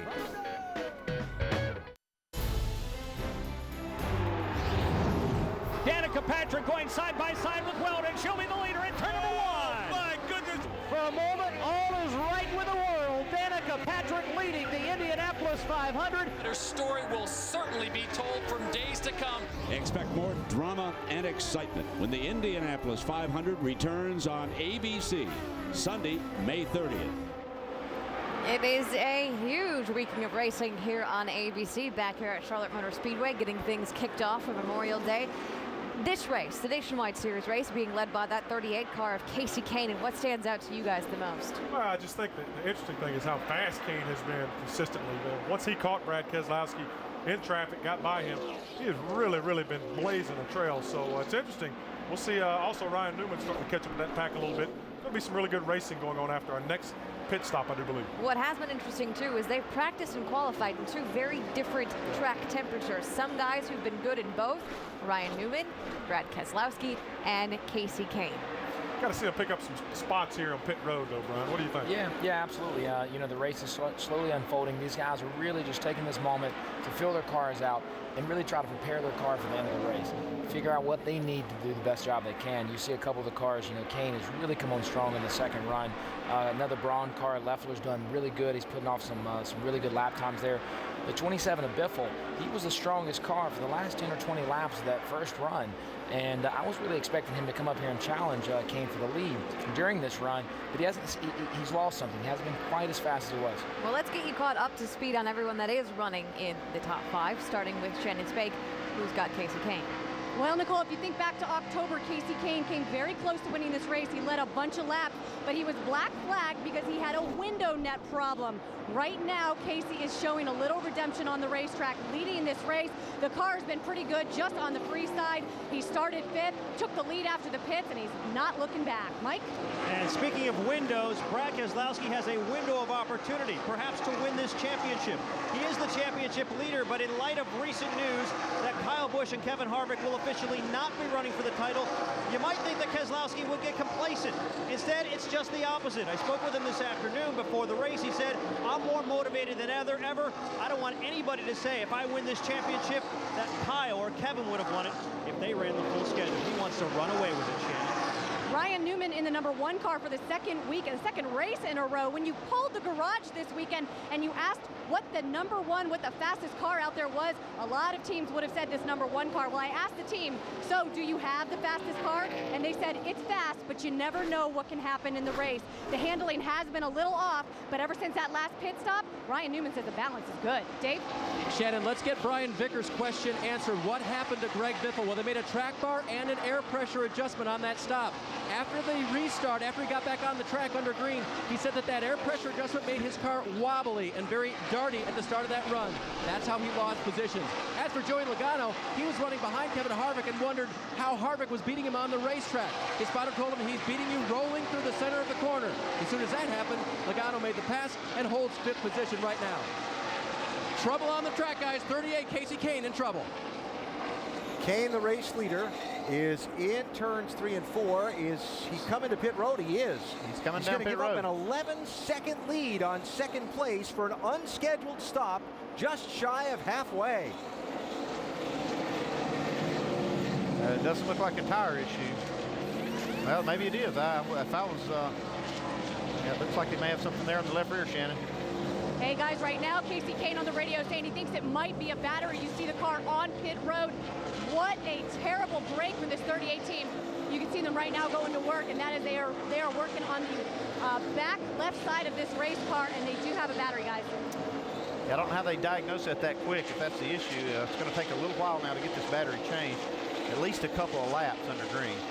Wow. Yeah, that's bad, man. He had an 11-second lead on second place. Okay, if I'm up on the box here, I'm going to say, guys, just get it done. Just be deliberate. Get this thing done. If you lose a couple laps, even 3 laps, we got a fast car, and it's only about halfway through this thing. So, you know, our day's not over with. We can get this thing done and get out of here. got to get him back on the track without going multiple laps down, right? Yeah, they're sitting here a while now. This is not what you want to see. And obviously he had tried other things that you have in there, whether it be an ignition box, just trying to find, apparently it developed a miss of some kind. It started to slow down a little bit. None of the other things that you're able to do as a driver inside the car were working, and that's, I guess they diagnosed okay, they had to change that pattern. See how many laps he lost. Yeah, this is, boy, it's a tough break. I mean, that was a fast race car. You hate that. The things never break when you're running 2 or 3 laps down. They always break when you're leading. Right now he's 2 laps down and working on a third as he goes down pit road at speed limit. And Brad Keselowski continues on the racetrack. And here comes the 22 car. If he catches him, that'll put Kane a 3rd lap down.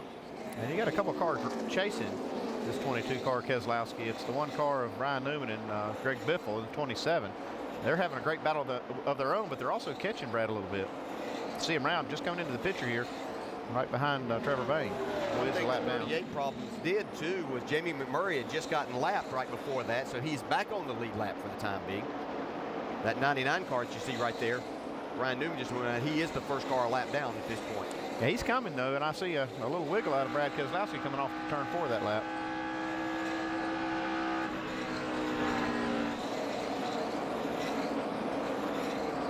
Trevor Bayne had a great qualifying run in the 99 car. He's really struggling with his race setup. You know, that 22 car in the first run of the race was so strong, and it had himself built up that big lead, right? Second segment of the race, there went Casey Kane. Saw Biffle right there. I'm not sure he didn't get into the wall that time. I think he caught a piece of the wall there. If he didn't, he could have put a piece of paper there. You know, we saw a little of this from the 22 car at Dover. They started out that race extremely strong.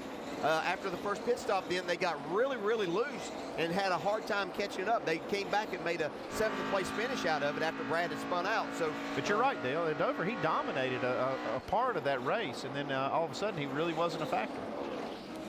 And while we are watching Greg Biffle here, let's see if he did catch the wall a minute ago. This is down in the middle of turn 3 and 4. Yeah. Yep, he definitely got a good piece of it. You're exactly right, Andy. You keep messing around up there. It only takes your margin for error is so small. And while that's going on, this is for the lead. Ryan Newman has run down Brad Keselowski in traffic, and he's going to go after him right here. You can still see Biffle right behind him, not too far. He's not lost a lot of ground after hitting that wall. Talking about James Finch and his group, not going to run all the races here, but I'll guarantee you they'll be back at Charlotte because, man, they have things that work here regardless of who's driving this car. Yeah, I'd say James having a little fun now, and that's what he's looking for out of this. He wants to enjoy this racing, and no better way to do it than be up front. I mentioned, obviously, Brian Scott. You just saw the leaders lap him. He is back on the racetrack. Steve Arpin back out on the racetrack as well after their problems that sent them to the garage earlier in the event. So through the traffic, Keselowski able to hold on to the lead. You got Newman 2nd, Biffle 3rd, Logano 4th, Leffler 5th. There's only 12 cars on the lead lap. Kyle Busch is still one of them. He's in 8th spot. Not going to count him out yet. He's still on the lead lap, though, not knocking around for the number 1 spot. We'll be back after this message and a word from our ABC stations.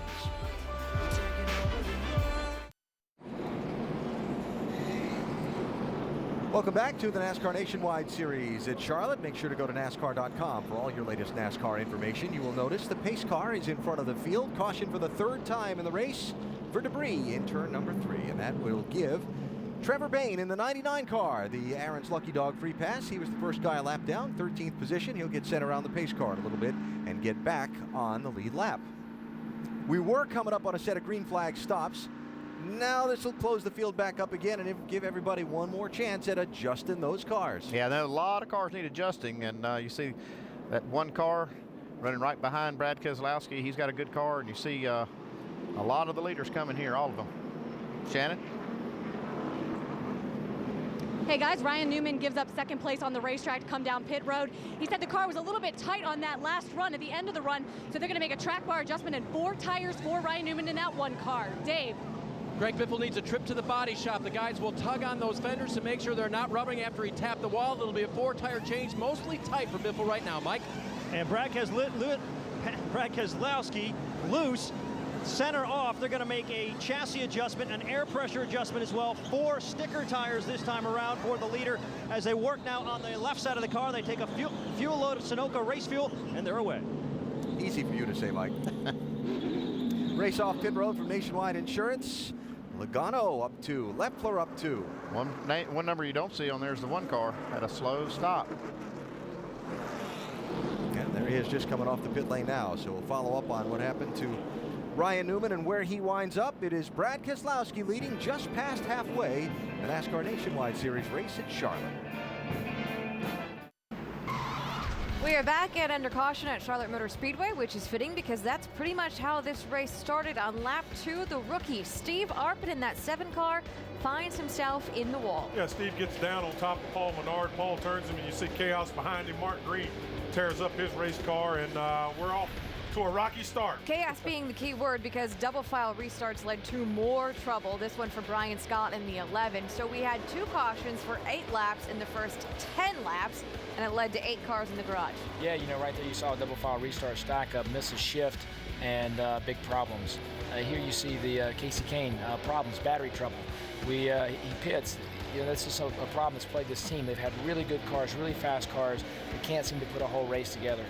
This is the issue that's going to hurt them for the rest of the race. Yeah, he had 11-second lead. He was gone. That was the unexpected pit stop for the battery issues with the lead.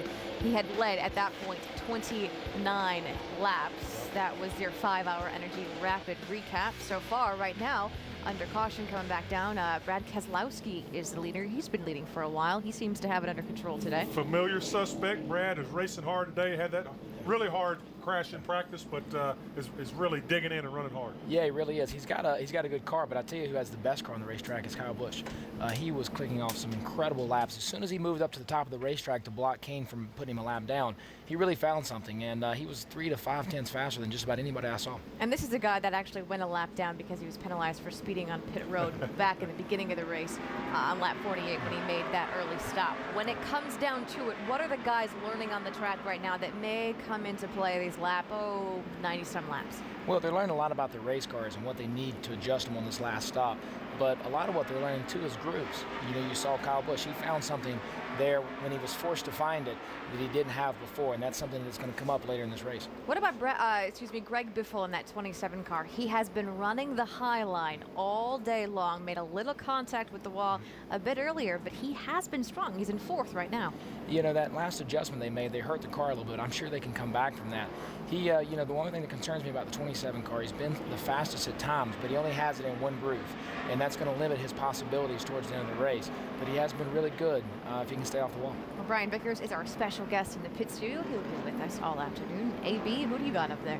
I've got champion crew chief Andy Petrie, former tire changer, to evaluate what in the world sent Ryan Newman from 2nd back to 12th. Well, we'll see right here. The right front tire changer is definitely having a problem with the lug nuts falling off. He has to take the time to put them back on, and this takes forever. I mean, you feel like it has taken you a week to put them back on, and it cost them a really good place in the order right here. They were running 2nd when they made this stop, and now they're going to be 12th on the restart, or 11th now. Yeah, I can probably promise you, as long as you feel like as a tire changer it takes you sitting in that driver's seat, you're only getting madder by the second. Yeah, so Newman back in 12th instead of 2nd. Brad Keselowski with Joey Logano to his outside for the restart.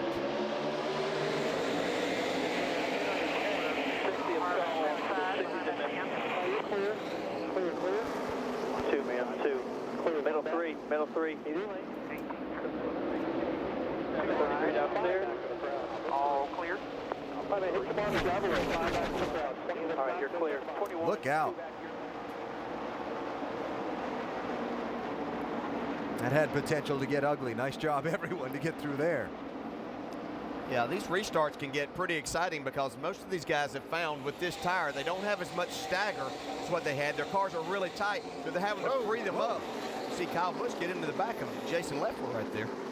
Little chrome horn there. Yeah, looks like Leffler wasn't going quite as fast as Kyle wanted to go there. And better keep an eye on that 18 car, too. You heard Brian Vickers talking about just a minute ago. Before the caution, fastest lap times are being run by this 18. Right now, Kyle's in 5th place, and he wants to get to the front. And sometimes you find that something that works for you just, not necessarily by accident, but you're forced into a situation, as Brian was talking about, whenever Casey Kane came up to try to put Kyle Busch a lap down, he moved to the top side of the racetrack to try to go faster. He found that groove working for him. I think he's being a little conservative right here, right now, just on the newer tires, and then he'll move back to the top. I've seen that too, even with Greg Biffle. He was making a lot of ground on the high lane.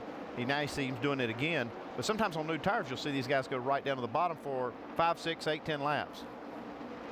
And you know, just we talked at the beginning of this race about how temperature sensitive this track is. You watch when the cars go off into turns 3 and 4. Next lap by, a little bit of shade in that end of the racetrack just for the moment. I can't see out the back of the booth here if that's just a cloud or what. But if that gets back in the sun, that could change the whole thing around for these guys. Yeah, you just have to be ready and willing as a driver to adjust to all of this. Here's Carl Edwards battling with Ryan Newman. Carl took the time to make a few adjustments on his race car during those last pit stops. And Newman trying to make up the lost ground. Now just ahead of them, Clint Boyer in the 21. Announcement made by Richard Childress Racing that their sponsorship agreement with Zaxby's has been revised. Clint Boyer's going to run another 8 races in this 21 car with Zaxby's sponsorship. Scott Riggs is going to run a couple. And now the Childress team looking for a primary sponsor for this car for a number of races for later this year, as Zaxby's will go to an associate's role for that car. Remember, John West Townley was the driver for that car at the start of the season, and his family has a relationship with that company. Guys are racing hard right there. Got kind of close coming out of turn 4. I'm telling you, it's getting tight right here. I think Newman's got the better car. Now he gets the advantage off turn 2, but boy, it was getting a little dicey there. See, Justin Allgaier part of that too. Had made a nice run up into the top 5 during our first run. And on the left side of the picture, this for the lead. Joey Logano trying to get underneath Brad Keselowski.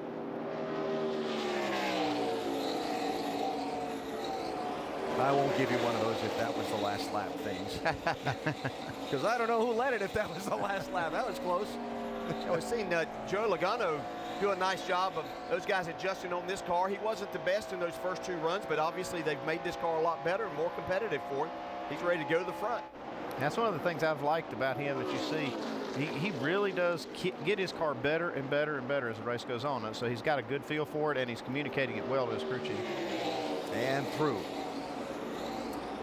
So Joey Logano going to lead this race at lap 115. Dave, he's out in search of a W. Yep, and teammates may help that effort today. Crew Chief Kevin Kidd told Joey after that pit stop before they went green, I got a good feeling about the direction we're going because it helped you a little bit earlier, and the 18, your teammate Kyle Busch, was doing the same thing, and he was the fastest during that last session. Brian Vickers isn't the only one who saw that. Crew chiefs up and down pit road knew the 18 was good. Kevin Kidd, the 20 crew chief, has privy to the information that got him that way. So Logano out front for the second time today. Led a couple of laps during the exchange of green flag pit stops earlier, back around laps 58 and 59. So Logano, Keselowski, Biffle, Leffler, and Kyle Busch, your top 5. Ryan Newman up to 8th. Casey Kane, he's got a lot of work to do after dominating the race earlier. And we'll come back to Charlotte in a minute. You're watching ESPN on ABC.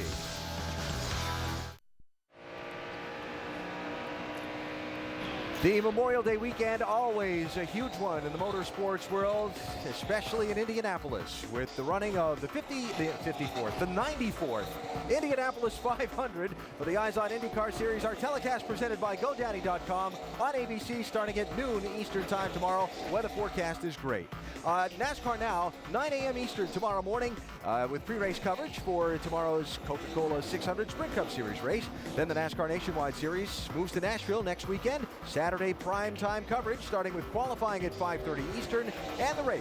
Coverage presented by Pennzoil at 7 Eastern. That's on ESPN2. Our drag racing coverage, United Association Route 66 NHRA Nationals. The finals at 4 Eastern, Sunday, June 6th, ESPN2. Tons of racing coverage on the way for you on the ESPN and ABC networks. Watching the race for the lead at lap 123 of the TechNet Auto Service 300 powered by CarQuest. It's Joey Logano in the Joe Gibbs Racing 20, leading Roger Penske's 22, driven by Brad Keselowski. Some heavy hitters there, and don't look now, but here comes third place, Greg Biffle, who's closed to just a few car lengths behind. And then you got this car here of Jason Leffler, who has done an outstanding job from 40th position on the start, now up to the 4th spot. Yeah, he was up trying to pass Greg Biffle a while ago for that 3rd spot. Biffle kind of got on it again, got his car righted. Now Biffle's up there going to try to go for the lead here shortly. Riding that rim is Greg Biffle in that 27 car. He's got something dragging around. It looks like on the radio antenna of his car. Is that maybe a windshield tear off? Came off another car? Yeah, they got these clear shields they put on the windshield, and they can tear them away.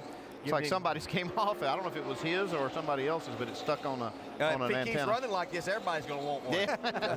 Yeah, I don't know if it's helping or hurting. It looks like it's doing pretty good. Somewhere, somehow, back inside this racetrack, there's some crew chief somewhere saying, I wonder if that's good for downforce. They'll be trying that in the wind tunnel the next time we're there to see exactly what it does. But Biffle is on the move. You remember this guy hit the wall not long ago before we made these last pit stops. Just lost it. Whatever it was came off his roof. Yeah, let's see if he still runs as fast the next lap. Yeah. So he's up to 2nd spot, riding the rim around this racetrack. The old Richard Petty line. Here we go, man. Look at this. Joey Logano's going to say have it. How about that? And what a story it would be if this 27 car could win the race today. This is the Baker Curb Racing Team based out of Nashville. The sponsor that they have on the car basically has to come off the car after this weekend. A change in regulations governing the advertising of smokeless tobacco means that the sponsor of this car can't sponsor this car anymore after the 1st of June. So their sponsorship deal comes off. Greg Biffle's last race in this car scheduled for today. Unless they find some more sponsorship, they're going to run the next few races. They say they've got a lot of things in the pipeline, but in this economy and in this day, it's great to have a lot of them in the pipeline, but it's nothing until you've got the check in hand. Yeah, a win today would probably go a long way towards helping solidify some of those. We can only hope, because they've really done a nice job of putting this race team together. That high line Greg Biffle's using's got us all up here watching very carefully. Brian Vickers down with us in the pit studio.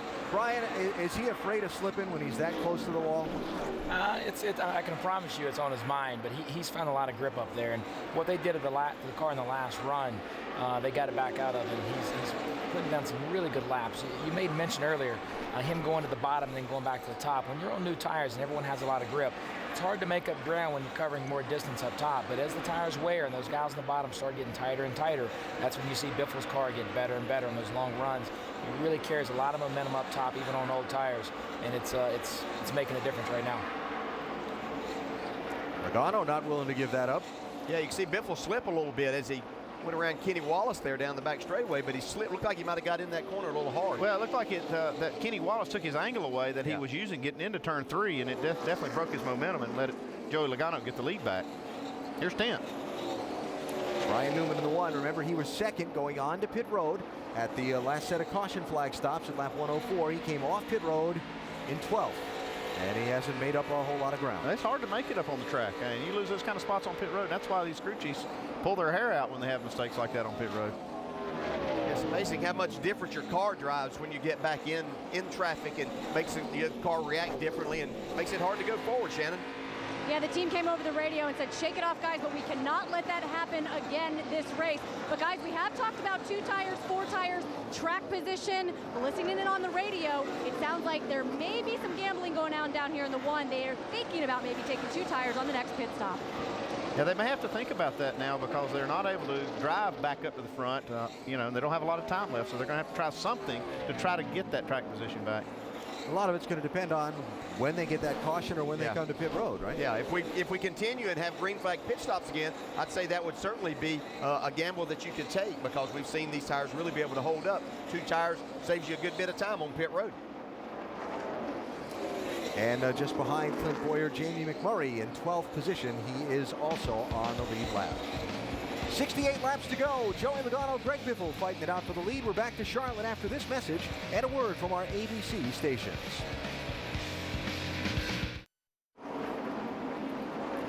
Caution has just come out here at Charlotte Motor Speedway. Trevor Bayne was off the pace after we think making contact with the wall off turn number 2. He was trying to get the pit road, and that didn't work out. Yeah, there's obvious damage down the right-hand side of this 99. Looked like it happened maybe off of turn 2 or in the middle of 1 and 2. Trying to get it to pit road. I think he got to the apron just a little bit too quick and lost it and brought the caution out. So yellow for the 4th time in this race. He was 13th, Bain was, and the last car on the lead lap. Remember, he'd gotten the lucky dog at that last caution back at lap 104. See if we can see what happened here.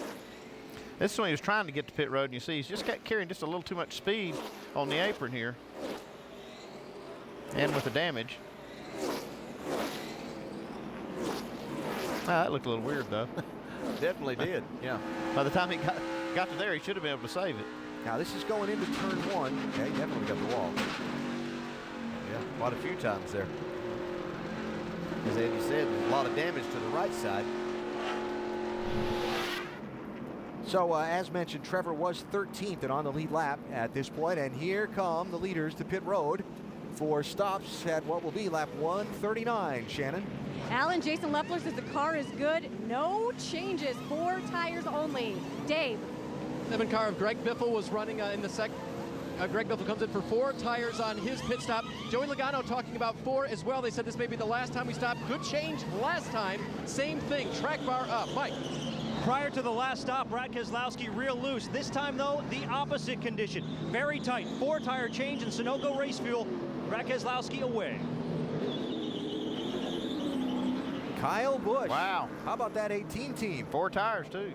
Talked about it being hard to pass people on the track. That's the way you do it. Yes, sir. So, Kyle Busch, winner of 3 of the last 4 here, is first off pit road with 61 to go. 1 lap away from the restart as we cover the NASCAR Nationwide Series at Charlotte. Make sure to go to NASCAR.com for all your latest NASCAR information. 4th caution of the race brought out when Trevor Bain spun on the apron of turns 3 and 4. Kyle Busch comes off the pit lane as the new race leader. And the caution flag giving Brian Eichler, the Aaron's Lucky Dog, free pass. The first driver a lap down, so now he comes back on the lead lap in 13th spot in his first drive for Roush Fenway Racing in this number 16. Yeah, doing a nice job today. He's looks like he's kind of settling in, made his car what looks like a little bit better with each time they've been able to adjust on it. So let's talk about Kyle Busch picking up 3 spots on pit road there just a second ago, Andy. Kyle Busch got one of the best pit crews on pit road. And you see right here, the tire changers are really getting it done. I mean, they beat Logano's team by a second on the right side, and you can see a few tenths on the left. And that 13-second stop is what gained him those 3 spots. And man, that's critical at this point. So Kyle will be to the inside of Joey Logano for this restart. Joe Gibbs Racing's won 5 of the last 6 Nationwide Series races on 1.5-mile tracks. And there are 2 guys on the front row for a restart with 58 laps to go. No surprise. No surprise. They might have their work cut out for him here today. Keselowski has a fast car. Biffle's shown that, so should be a lot of fun to watch. Can they make it from here, Andy? Well, it's going to be tight to make it from here, but they possibly could with some cautions. But don't forget, now Biffle and Logano have a little history too, so yeah, might see a little hard racing between these 2.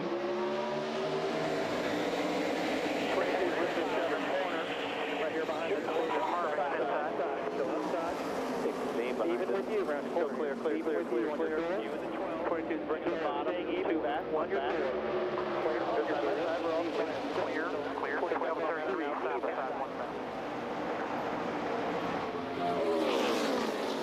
Kyle Busch gets clear. Joey Logano left the race with Brad Keselowski for second, and Greg Biffle trying to come and join the party. Biffle to the outside behind Logano.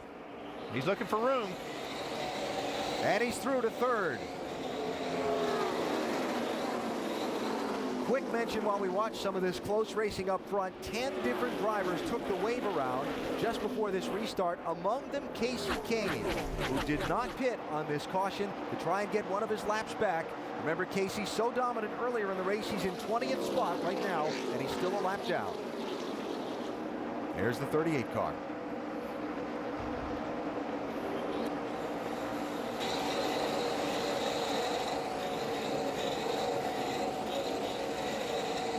So Kyle Busch just joining us. Remember, way back at lap 48, He dove onto pit road, short pitted, under green, felt something funny with his car. They made the green flag pit stop, but he got busted for speeding exiting the pit lane. He had to come back down for a pass-through penalty.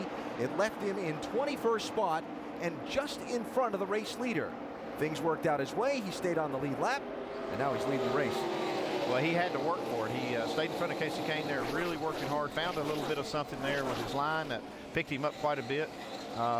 Then the next run, he was just so-so, but right now he's got the lead because his pit crew did such a good job. We'll see if he can hold it. Here comes Keselowski down the inside of Biffle. Looks like it might take Brad's car a couple of laps to come in, get the air pressures up a little bit. Talk about Kyle Busch, I was like, and it looks like they might have made another adjustment on that car because, as you said, I mean, he was about a fourth-place car in the last run. Yeah, and that's one thing they're really good at, too. They do keep adjusting on that car. Even if they're leading the race by, 4 or 5 seconds, they'll make changes on that car every stop because Kyle's so good at giving them feedback. And like we talked about at the beginning of the day, the team that wins this race today, they're going to work on their car all race long. Well, Kyle's team has definitely done that, so we'll see how it goes. But looks like we've got a good race shaping up. That 22 car looks like he's getting pretty strong here at the end, too. And we've seen Kyle do his job from the driver's seat, too, because he's moved around on the racetrack depending on the circumstances how his car was going to find out where it's running the best. You see them all kind of run the bottom right at this section of the run, and this is when the tires are still pretty fresh. We see Biffle now. He's been really good on the top, but it seems like they have to run a few laps before that advantage takes over. Yeah, right behind Biffle there, you can see Justin Allgaier's fought his way back up into the top 5 now. Yeah, they had a problem on pit road with a jack. He actually drove off the jack before the tires were changed and cost him a lot of positions there. Made a lot up so far, though. And that was all the way back at lap 54, and he's been digging out of that hole ever since. McMurray, 88. Newman in the 1. Boyer in the 21. This is for 10th, 11th, and 12th. And don't forget, Ryan Newman was running second when he had almost the same thing on pit road. They had some lug nuts that fell off the right front, and he's not been able to make that ground up. And another car that at one point in time was a lap down, the 88 of Jamie McMurray, got himself up into the top 10 now. Last ride in this car for McMurray for time being. Of course, the Nationwide Series goes off to the separate site stretch of races, starting next weekend in Nashville, then on to Kentucky Speedway, and up to Road America in Wisconsin, while the Sprint Cup Series goes to Pocono and Michigan and out to Sonoma. So a lot of young drivers get an opportunity, like, for example, next week in this 88 car. Going to see some new faces. Yeah, Coleman Presley will be in that 88. A lot of young drivers get these opportunities, make for some really good racing, too. And here's for second place, Brad Keselowski and Joey Logano. It looked like at one point in this race we talked about that Brad might have lost the handle of his car, and it might have just been a set of tires that was on the car that wasn't totally agreeing with him, but they've obviously adjusted well from that. Now he's up here battling Logano for that second spot. See how difficult it is. Really have to get a good run to make that pass before you get to the next corner. Now, one thing they're dealing with, too, is what Alan brought up a while ago. Man, that was close. That was close. That's what Alan brought up a while ago. That turn 4 had shade on it. Now the sun's starting to shine back on it. I think they're going to be struggling with that a little bit. And now a little bit of shade in turn 1 as the sun goes behind the condos over that part of the racetrack. It's a challenge here. You know, the sunshine on this racetrack is, as you talked about at the top of the show, Andy, the biggest challenge on the circuit. It is. It's like a switch. When that sun hits that track, it changes everything so dramatically here, way more than any track we go to. Yeah, and it's those conditions that we see this great battle go on. Logano trying to make a crossover move and come back to the inside of Keselowski. That's what, as a driver, you feel like you've accomplished a lot when you're able to run good, win races here because of the difficulty that you have with all of these challenges that are presented to you throughout a day. Really tests your patience, doesn't it? Oh, it does. It really, really does. I'm thinking of, Keselowski before got the run under Logano, then Logano came roaring back on the outside. He had to work his way back around him. By the way, the wave around didn't work out for Casey Kane, didn't get the quick caution, so he's had to pit under the green flag here, and you can pretty much write off that 38's chances for the day. And what a shame. What a great car. Yeah, well, he had to take a shot at it. I mean, it was a gamble to get a caution. He didn't get it, but also tough see, day. Yeah, he'd been into the wall. You can see the right side scraped up. And by the way, while we're watching all this good racing for second, third, and fourth, Kyle Busch has gapped him 2.5 seconds on this race for second place. Now, a moment ago, down on pit road, the 62 car for driver Brendan Gaughan. While he was on the racetrack, Brendan was trying to fight off the effects of what we suspect is carbon monoxide. Remember, his car was in an accident back at lap number 7, which damaged some of the fenders, which could have knocked what they call the crush panels loose inside the car that seal the fumes from getting in the car. So on this last pit stop a minute ago, Brendan taken from the car, and he has been replaced by Chase Miller, who is substituting behind the wheel. And for more on pit road, let's go to Shannon Spake. Well, Alan, right now they are still working on the 62 car. Chase Miller, they are trying to locate him to get him into the car. That is what the team has told me. But yes, it was carbon monoxide. I spoke with Brendan Gaughan when he did climb out of the car. He looked okay, but just said because of the damage on that car, he's been sucking those fumes for the entire race.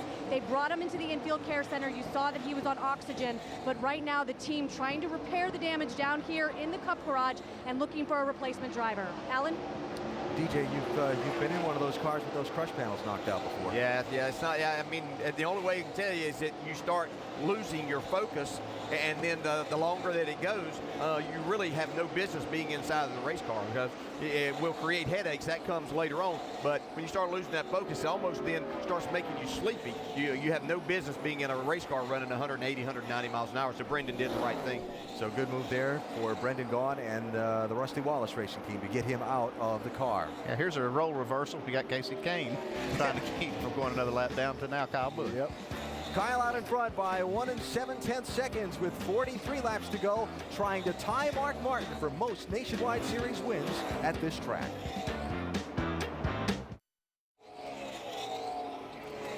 At the TechNet Auto Service 300 powered by CarQuest, an update. It is Mark Green who has just climbed aboard the 62 car in the NASCAR Nationwide Series garage, and he will be the relief driver for Brendan Gaughan, bringing that car back out onto the Speedway. 38 laps to go. Kyle Busch leading Brad Keselowski by 1 1/10 seconds. Now that gap has shrunk for these last few laps as the 22 car starts to eat in a little bit to the 18's advantage. Yeah, last lap was almost 3/10, a little over 3/10, almost 4/10 of a second. Yeah, starting to see Kyle Busch in that 18 car move back up to the top of the racetrack now. Meantime, talk about digging out of a hole from earlier in the race. Justin Allgaier with the mistake on the first pit stop. He's about to try and challenge Joey Logano for 3rd place. I'm really impressed with what the Penske cars have done. You got that 22 car, Brad Keselowski running 2nd, challenging for the lead. And then you've got the 12 car here of Allgaier. They're just doing an outstanding job in this series. And Roger Penske I was over there this week. They have an incredible facility. And for a program that didn't exist until over the winter, right? Now all of a sudden they're fielding 2 full-time cars together, and they've really figured out a way to make these two work with each other, right? Yeah, and it starts back at the shop, and it's the crew chiefs and the drivers, and they all have a great relationship. You can see they're all in one shop, all working together, and it really shows out here on the track. How about it, Dave? Guys, what helped this race car 2 pit stops ago was that edginess was taken away, a loose condition that was really hurting Justin's lap times. They put a spring rubber into the left rear, they made a wedge and an air pressure adjustment, and during that next section, Justin radioed in, the edginess is gone. That's allowed him to drive it harder. It's allowed him to move back up in the queue. Impressive. You talk about the operation this season and what they've accomplished, Andy. They've completed, both cars, 22 and 12, all but a single lap possible this season. Yeah, that's a great stat, and that's something that the team can really hang their hat on, because that means that they're doing their job. They're making sure all the mechanical parts are right, the engine guys are doing their job, and the drivers are keeping the car out of trouble, not getting wrecked. So that's a really good stat. And while we're looking at the Verizon Wireless car, Verizon Wireless customers can text Champion to 43776 for exclusive Champion Chats content from the NASCAR Now Roundtable group. I think this week's talks about Denny Hamlin and Kyle Busch and what happened to them at the All-Star race and how they're going to race with and against each other going forward. It's going to be fun. Yes, sir. So let's check back on that lead, because Brad Keselowski continues to chip in to Kyle Busch's advantage. Down to just 7/10 of a second. Yeah, Kyle's kind of catching traffic sometimes at the wrong place as a leader, and that when they do that, breaks your momentum a little bit, and that's really what these cars with these tapered spacers are all about, is keeping that momentum up. And you see that interval, and it's just steadily shrinking. Just a 3/4 of a second now. While we're watching Brad try to chase down Kyle, Mike's got more from the 22 pit. Well, that's right, Alan. You guys were talking a little bit about Brad and how that car was going through kind of a sour phase here during the race. At one point, not too long ago, the car was tight center, loose off. They made an air pressure adjustment on the last stop. They took a half pound out of the right front, 4 tires on that car, and all of a sudden, the car is much different, much better. At the beginning of the race, they told him to save a little. I can assure you, he's not saving anything now, guys. Dave? Hey, Mike, with 30 laps to go in this race, the final decision may be what to do if the caution comes out. Come down pit road or not, and what to do when you do come down pit road. Jason Ratcliffe and I talked this morning about that. He said, you know what, Darlington, I wanted Kyle to pit. His 3rd place is still under contention between Logano and the 12 of Justin Allgaier. He said, I wanted Kyle to pit at Darlington. He wanted to stay out. Ultimately, it didn't make a difference, but here he said, I think it will. The biggest decision is, if my car is close to the 18, I may just take 2. If my car needs work, I'll definitely take 4. We'll see what they do as the laps wind down. Right now, Kyle hasn't said anything, the leader, about his car. And Dave, we talked about this strategy at the top of the day, and history tells us we're going to have another caution. The last green flag run in this race, in 11 of the last 12 here at Charlotte for the Nationwide Series, has been 12 laps or less. And that's what the crew chiefs are doing. They're down on the box and they're thinking, okay, we're doing great. You can see Kyle Busch's car leading the race, but they're thinking, what are we going to do if that caution comes out? And are we going to change tires? Are we going to not change tires? You know, you never think it's going to wind up just running out at the end. There's going to be something that's going to throw you a curve. You got to be ready. You got what, 30 seconds to make the decision, right? That's right. That's why they make the big bucks. That's right. So will that decision need to be made shortly? We'll find out after this message and a word from our ABC stations. Get close to seeing that checkered flag wave here at Charlotte Motor Speedway over today's NASCAR Nationwide Series race. Maybe it's just me, but you can feel a little tension building over this thing. Brad Keselowski's hanging with Kyle Busch. He has lost a little bit of ground the last couple laps. Is there going to be another caution? What kind of strategies are going to be? Is the 22 going to be able to run down the 18? And how's it all going to play out? Yeah, it looks like Brad was trying a few different things here to try to see if he could make up that ground. He had closed right to the bumper. Now, you know, when that happens, your car changes some. And, you know, the aero, we talk about how that aero effect is when you're running right behind somebody. And I think that Brad's just trying to figure out if there's any other line available to him. Yeah, and I think maybe sometimes he was pretty much committed to the bottom. Sometimes you run that so hard, you might run the right front tire off of it a little bit, so you have to move around. We've seen him searching, see if that high line might work for him. His car's best at the bottom, but sometimes you have to go up there and just cool that tire off a little bit, and then you can make another run at him. But you can see Kyle has stretched it back out a little bit. I was just saying, by the way, another change. We've talked about this several times, but a little bit of cloud cover over that turn 4. It's not as bright and sunny beating down on the track as it was before. So maybe that's taken away from the run that 22 was having a minute ago. It definitely changes it. I mean, it doesn't just change every car exactly the same way. It depends on how your car is set up. And don't think, as we see Ryan Newman here battling with Kevin Harvick for that 7th spot, but don't forget that maybe Kyle Busch also was saving a little bit of fuel during that time. Yeah, because that's hanging out there too. Oh yeah, there was. They're going to have to go almost to the very end of their window if they make it here on this. If it goes green the rest of the way. So Newman there in 7th place. Kevin Harvick in 8th. Harvick, somebody that was on the charge early in the race, but just hasn't worked for him. Jason Leffler behind them in the 10. Solid run, but again, he was up in the top 5 a little while ago.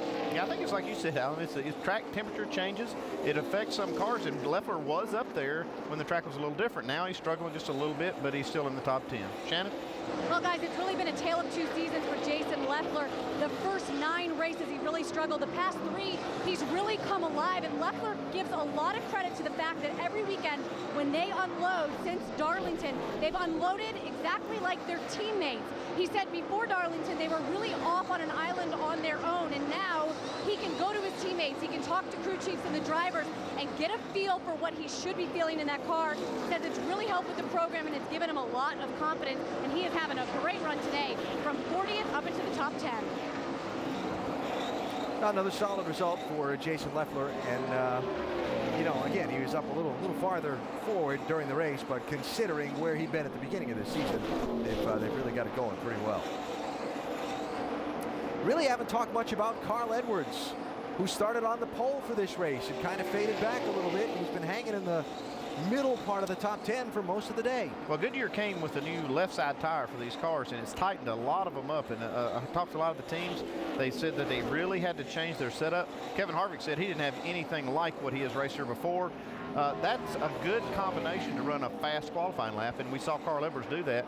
But sometimes if you take advantage of that for qualifying, it can kill you when the race starts, and that might be what they've been facing and struggling with all day. Yeah, we've heard a lot of these guys trying to free these cars up, and that's what these guys were telling me. I was asking them about the difference in this racetrack daytime at night, and they were saying, you know, as strange as it may seem, we lose the front a lot more. The cars won't turn as good, so they're having to really loosen these cars up a lot. They don't have as much stagger with these new tires that you're talking about, Andy, so that's created a problem of having to free them up.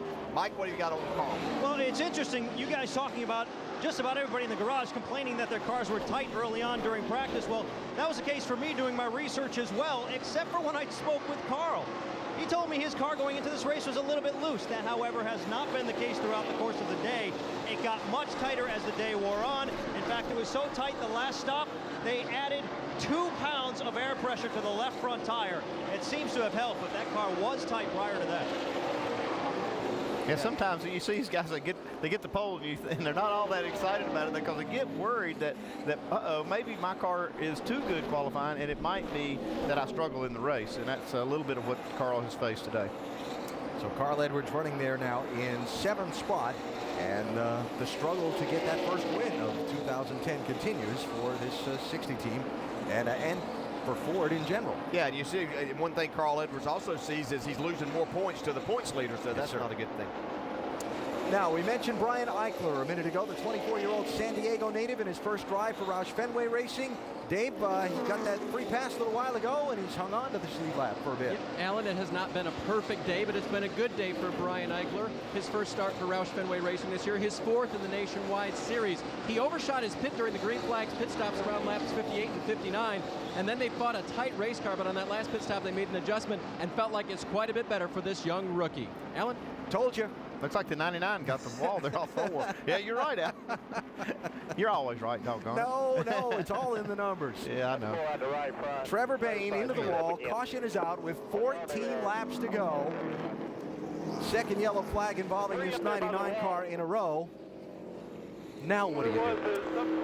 Whew, man, this is going to be a tough one.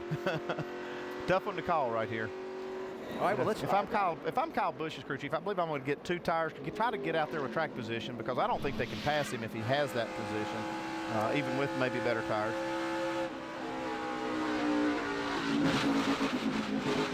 He's been running right up against the wall. I'd watched him for a number of laps. He was really making some pretty good time, but ran out of room right there. Scraped a lot of pieces coming off of it. So we got, just to kind of button a couple things up here, Andy, we got 13 cars on the lead lap. There'll be a 14th with, no, there won't be a free pass, I'm told, because Trevor Bayne was running in the free pass spot. So you're going to have 13 cars on the lead lap. You're going to have about 10 laps to go. Double file restart. I still want to be up front. I know tires might be worth a little bit, but I want to be up front. What do you think, Brian? If you're a driver, what are you asking me for? I'm gonna put it back on you and say I don't know. There you go. I think I agree with you. Track position is very important, especially at a race like this. It looks like that's what looks like that's some what of them Kyle staying thinks. out, so they have enough fuel to make it. Yeah, there's a couple of guys that think track position is really important. They're going to take no tires. Yep. You're going to see some guys get 2 and probably some get 4. First and second stayed out. Everybody else on the lead lap, save but one, has come to pit road for at least some tires. Let's see what they do here. Dave? And the 27 of Greg Biffle will come down pit road and take tires. Again, if your car isn't perfect, which Greg Biffle's on that last run was not real tight, was what he said, they'll get 2 tires. Justin Allgaier's crew is going to go for 4, and mainly because they want to do something to do late in the race, bump up the left side air pressures to give him a better go at the beginning of the race. We'll be 10 laps or under when this thing goes back to green, guys. Well, you see a lot of 2-tire guys. Newman now makes up a little bit of that ground he lost on pit road. He gets 2 tires, gains a couple of spots. It's going to be interesting how this works out now.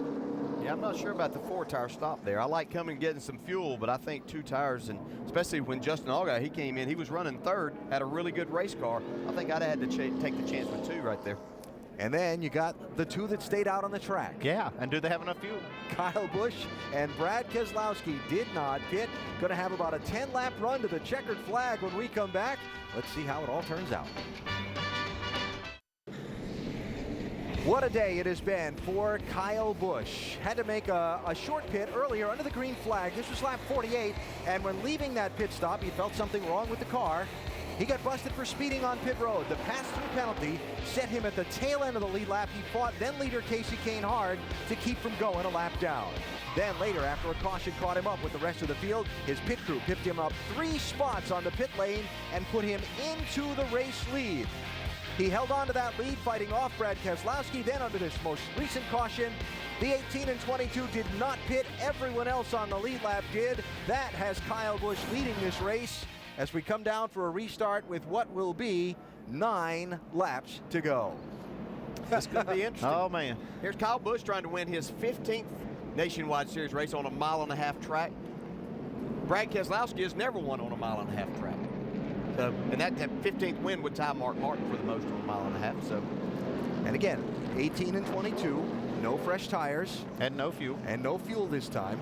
Joey Logano first off pit road, right side tires from him on back. The 20, the 1, Ryan Newman, 27 Biffle, 88 McMurray, 10 Leffler, 21 Boyer, all just right side tires. First one with 4 tires.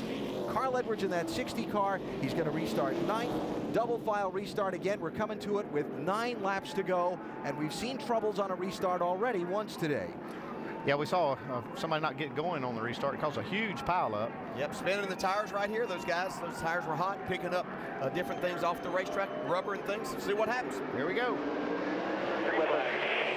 Good start. Outside's covered. 33's up that corner with 21. 2 by 2. You got your bumper outside. 1 inside. Trying to get it going here. Corner.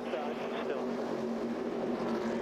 Keselowski's hanging with him on the outside off turn 2.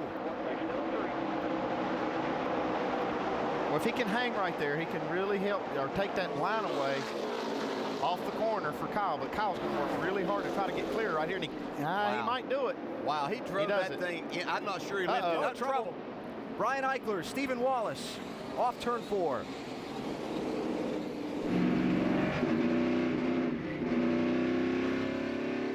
And the caution flag is out.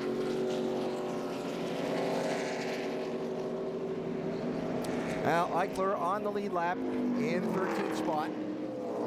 And Stephen Wallace was in 18th position, a lap down. And they have had contact and put out the yellow flag again. And this will bring this field back together one more time, and they'll have to line them up and do it again. Yeah, and I just wonder if Keselowski learned anything there that he might be able to use on this next restart. He learned he's going to have to drive it wide open and into turn 3. Yeah. Kyle Busch really, that 18. He really did leg it off that turn 4. Gosh. All right, let's ride on board with Stephen Wallace, see if we can see what happened here. Oh, 16 got loose. Yep. Yeah, you can see a little bit of wiggle right there, and he got up into Stephen. Stephen was just on the outside.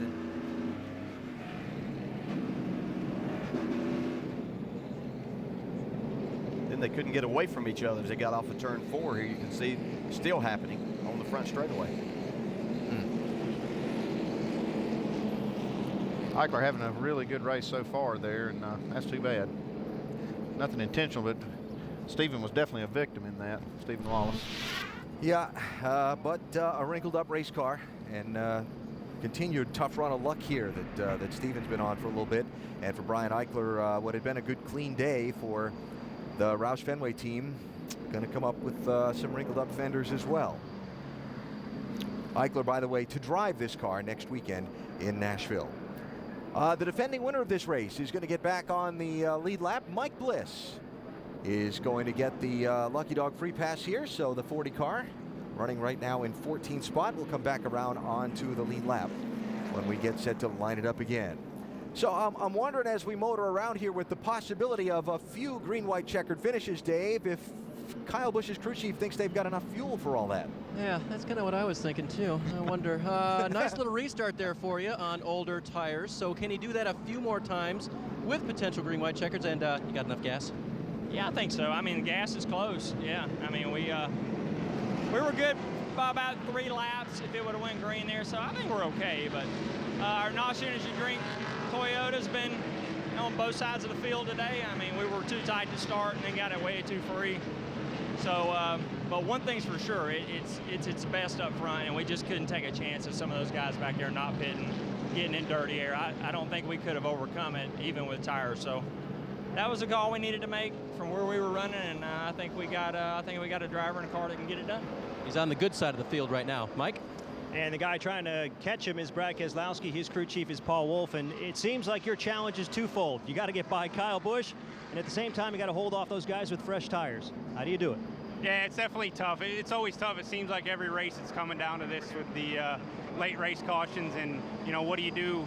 Stay out or come in? And we just feel like these tires have been firing off pretty good. It takes a lot of laps for them to get their best lap. So we felt, Discount Tire Dodge has been solid all day. And the guys have done a great job, so we elected to stay out, and I think this last caution here should play into our favor. All right, let's go to Shannon.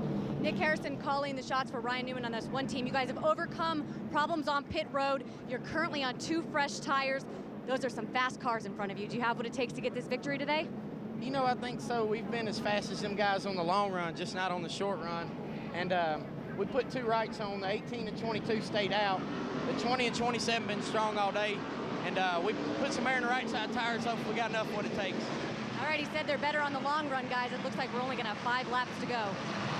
Shannon, Kevin Kidd sounded like he encouraged the driver to get a better restart this time. Is that what he needs to win? Yeah, absolutely. We need a good restart just to get going on things, just to put ourselves in position to be able to capitalize on any mistakes those 2 guys do. We've got a little fresher tires than them. I think we have a chance at it. I know I got a hungry driver. I think we can do it. Thanks, Kevin. Hey, we've had an eclectic group watching from the pit studio today.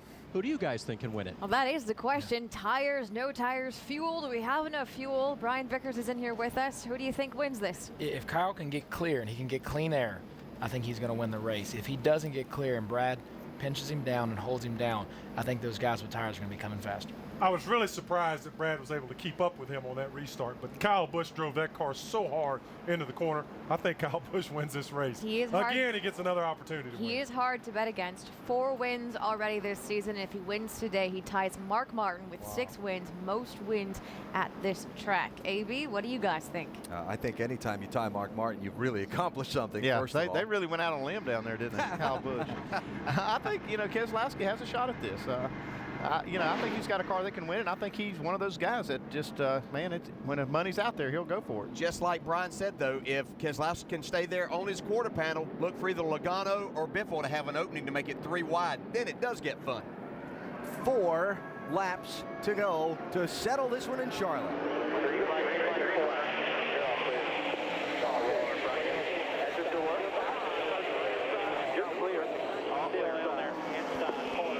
Side by side, you're clear. There. 1 back behind the 32. Kyle got him cleared. And Joey Logano after Keselowski for second, and that's something Kyle wants to see. That's exactly working right into his hand right now. Logano does have 2 fresh tires, but Keselowski's going to take that second in the wall spot. behind him. Yeah, we got another car. Looks like it might Jeremy be Legacy. Clements. It is a 43 car. Is it Legacy? Legacy? Yep, no caution yet. Still green. Now the caution is out. That was Scott Lagasse, my error. Similarly painted cars. He got together with Trevor Bayne at the back of that group of cars in that outside lane and wound up in the outside wall. And we're going to re-rack it and do it again. And this will take us into some extra laps. This is just what Kyle Busch's crew chief did not want to see. Jason Ratcliffe said they were kind of close on fuel and they don't want to go extra laps, but they've run a lot of these laps at caution speed, so this should extend their range. Yeah. If they felt good about it, they should be okay. Looking ahead from Trevor Bayne. Well, it looks like they just did it simultaneous. Yeah. Synchronized crashing right there. It's been an interesting last 100 laps of the race for young Mr. Trevor Bayne here in Charlotte. Yeah. He's finding out what this racetrack is like in the sunlight. So. Yeah, he started out on the front row, but it's been an uphill struggle from there. He got the hat trick today. So, the caution flag out once again as Kyle Busch had cleared Brad Keselowski, and the reaction in the 18 teams pit when they saw the yellow flag was, oh no. We got to do it again. These guys keep this thing going straight. What's wrong? Yeah.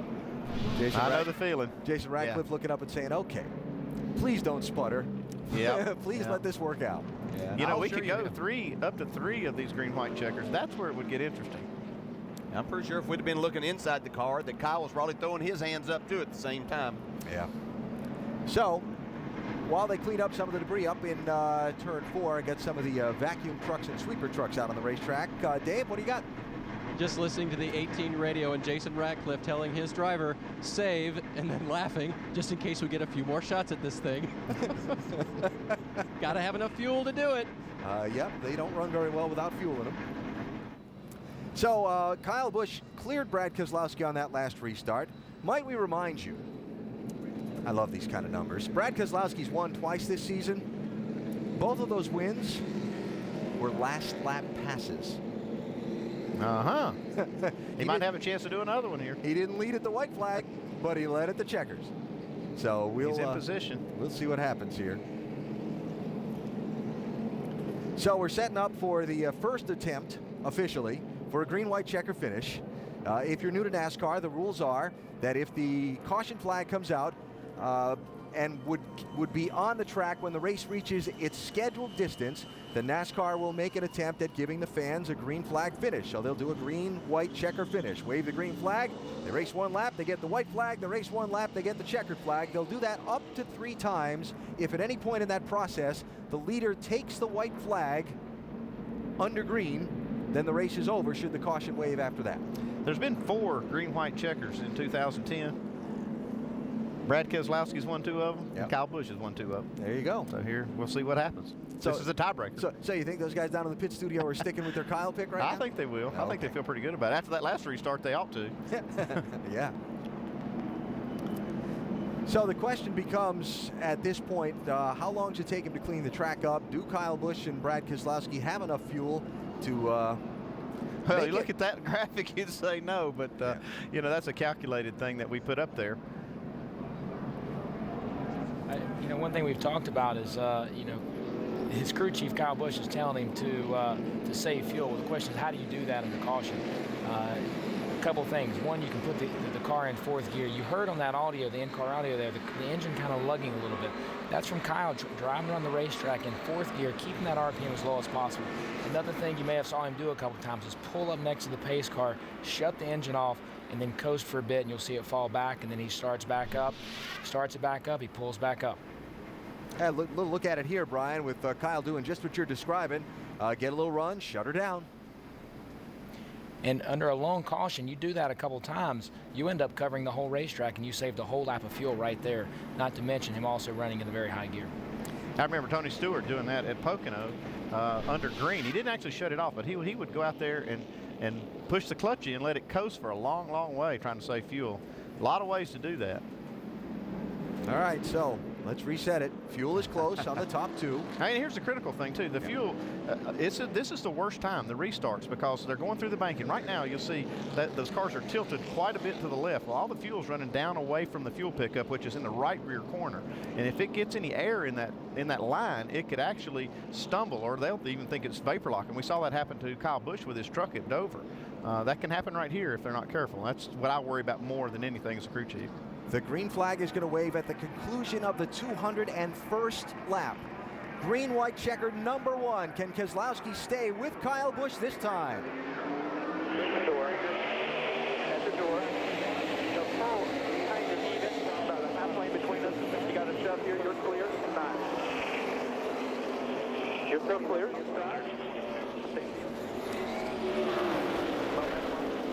Kyle Busch clear, with Joey Logano again racing Keselowski for second. Keep an eye on that 12 car back there on the inside. Yeah, he's got 4 tires. He's come from 12th spot all the way up to now the 5th spot. Justin Allgaier trying to make a late push. And here comes the white flag for Kyle Busch. This is what he's been looking for. So if a wreck happens now, the race is over. Can Keselowski make any kind of a charge on Kyle? And does he have enough fuel to make this last lap? They're 3 wide, deeper in the pack. Oh, tight, they touch. Off turn 2. Biffle into the wall. yet.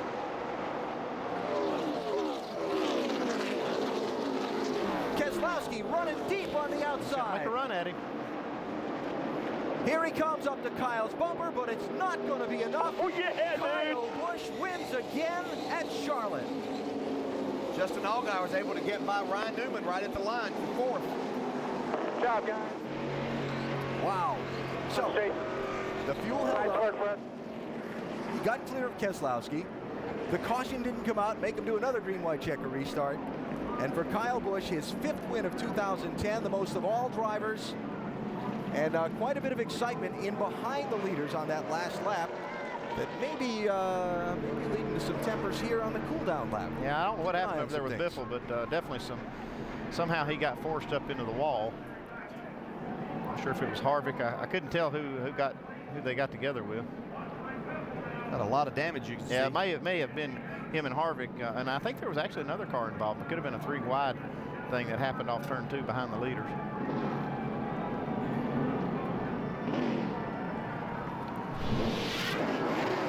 Let's have a look here. There's Biffle, and Harvick shoots the gap. Oh, wow. man. It's had a big run. I don't think Biffle, he had any idea he was coming. Well, what can you say about Kyle Busch? I mentioned it a little bit ago. Anytime you tie Mark Martin in the NASCAR Nationwide Series record books, oh man, you've done something great. And he ties Mark Martin for most wins at this racetrack. And check the average out. 6 wins in 14 tries. Yeah, wow. Dave, I'm sure Jason Ratcliffe is breathing a big sigh of relief right now. Well, Alan, now we know what the right call was, don't we? Yeah. But were you nervous? Oh, yeah. Those things are nerve-wracking, man, but they're fun. That's why we do this. That was a barn burner for sure, but fans got their money's worth on that one. Yeah, stand out, definitely the right call. It looked like tires weren't worth much. If anything, track position was definitely worth everything there. But man, I got to thank NOS Energy Drink. Got to thank Kyle for keeping us in the ball game there. When we had to pit on lap 47, got a couple laps down, drove that thing back up through there, and guys did a great job on pit road. And just thank God for a beautiful May day. We thought it was going to rain. Man, this is awesome. Everything seemed to work out today, Alan. So for Kyle Busch, the victory today here at Charlotte. Let's see, speeding penalty on pit road. Pit crew got him back to the race lead. They made the late call to stay on the track. The fuel held up, and Kyle Busch is going to go to victory lane. We will get his post-race thoughts when we come back to Charlotte in just a minute. ESPN's coverage of the NASCAR Nationwide Series on ABC, brought to you by Izod and Comfort Suites. When business travel leaves you drained, recharge with Comfort Suites. At the Charlotte Motor Speedway, fans beginning to file out after watching a pretty exciting afternoon of action for Kyle Busch. An early penalty, a rally from behind with the help of his pit crew, a strategy call, and now it's off to Hellman's victory circle to hear from the race winner, Kyle Busch.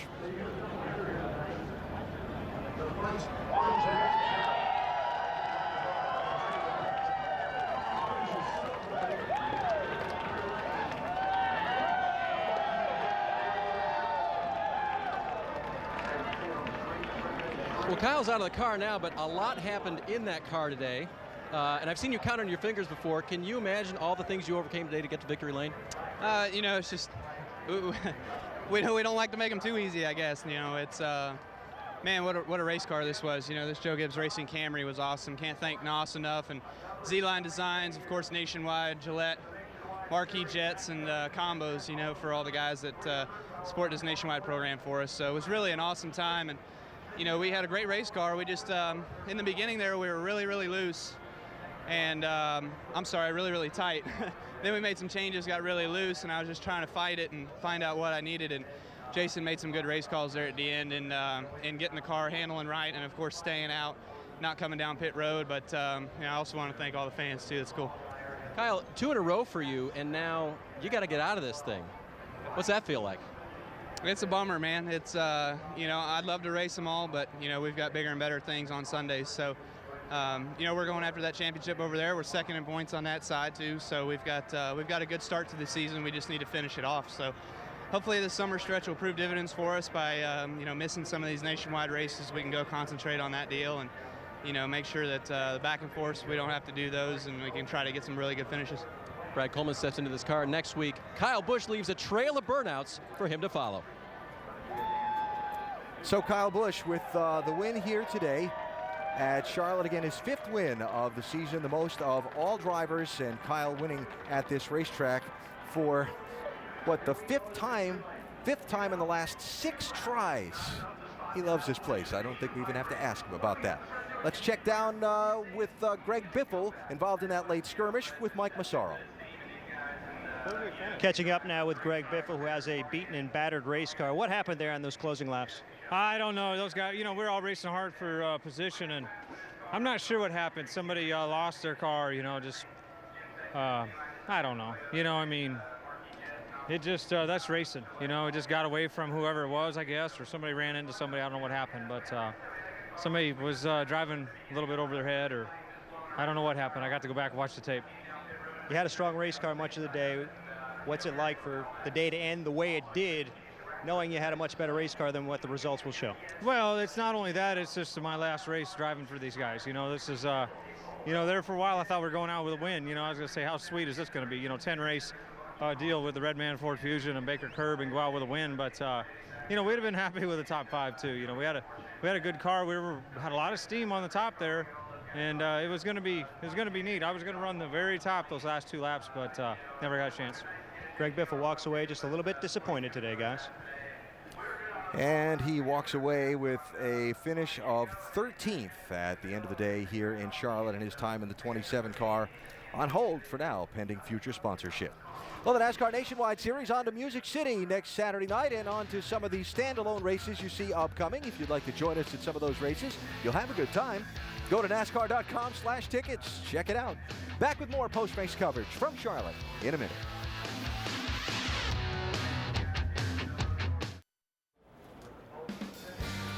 As the victory photos with the trophy are assembled here at Charlotte Motor Speedway, we check the championship standings in the NASCAR Nationwide Series after a dozen races.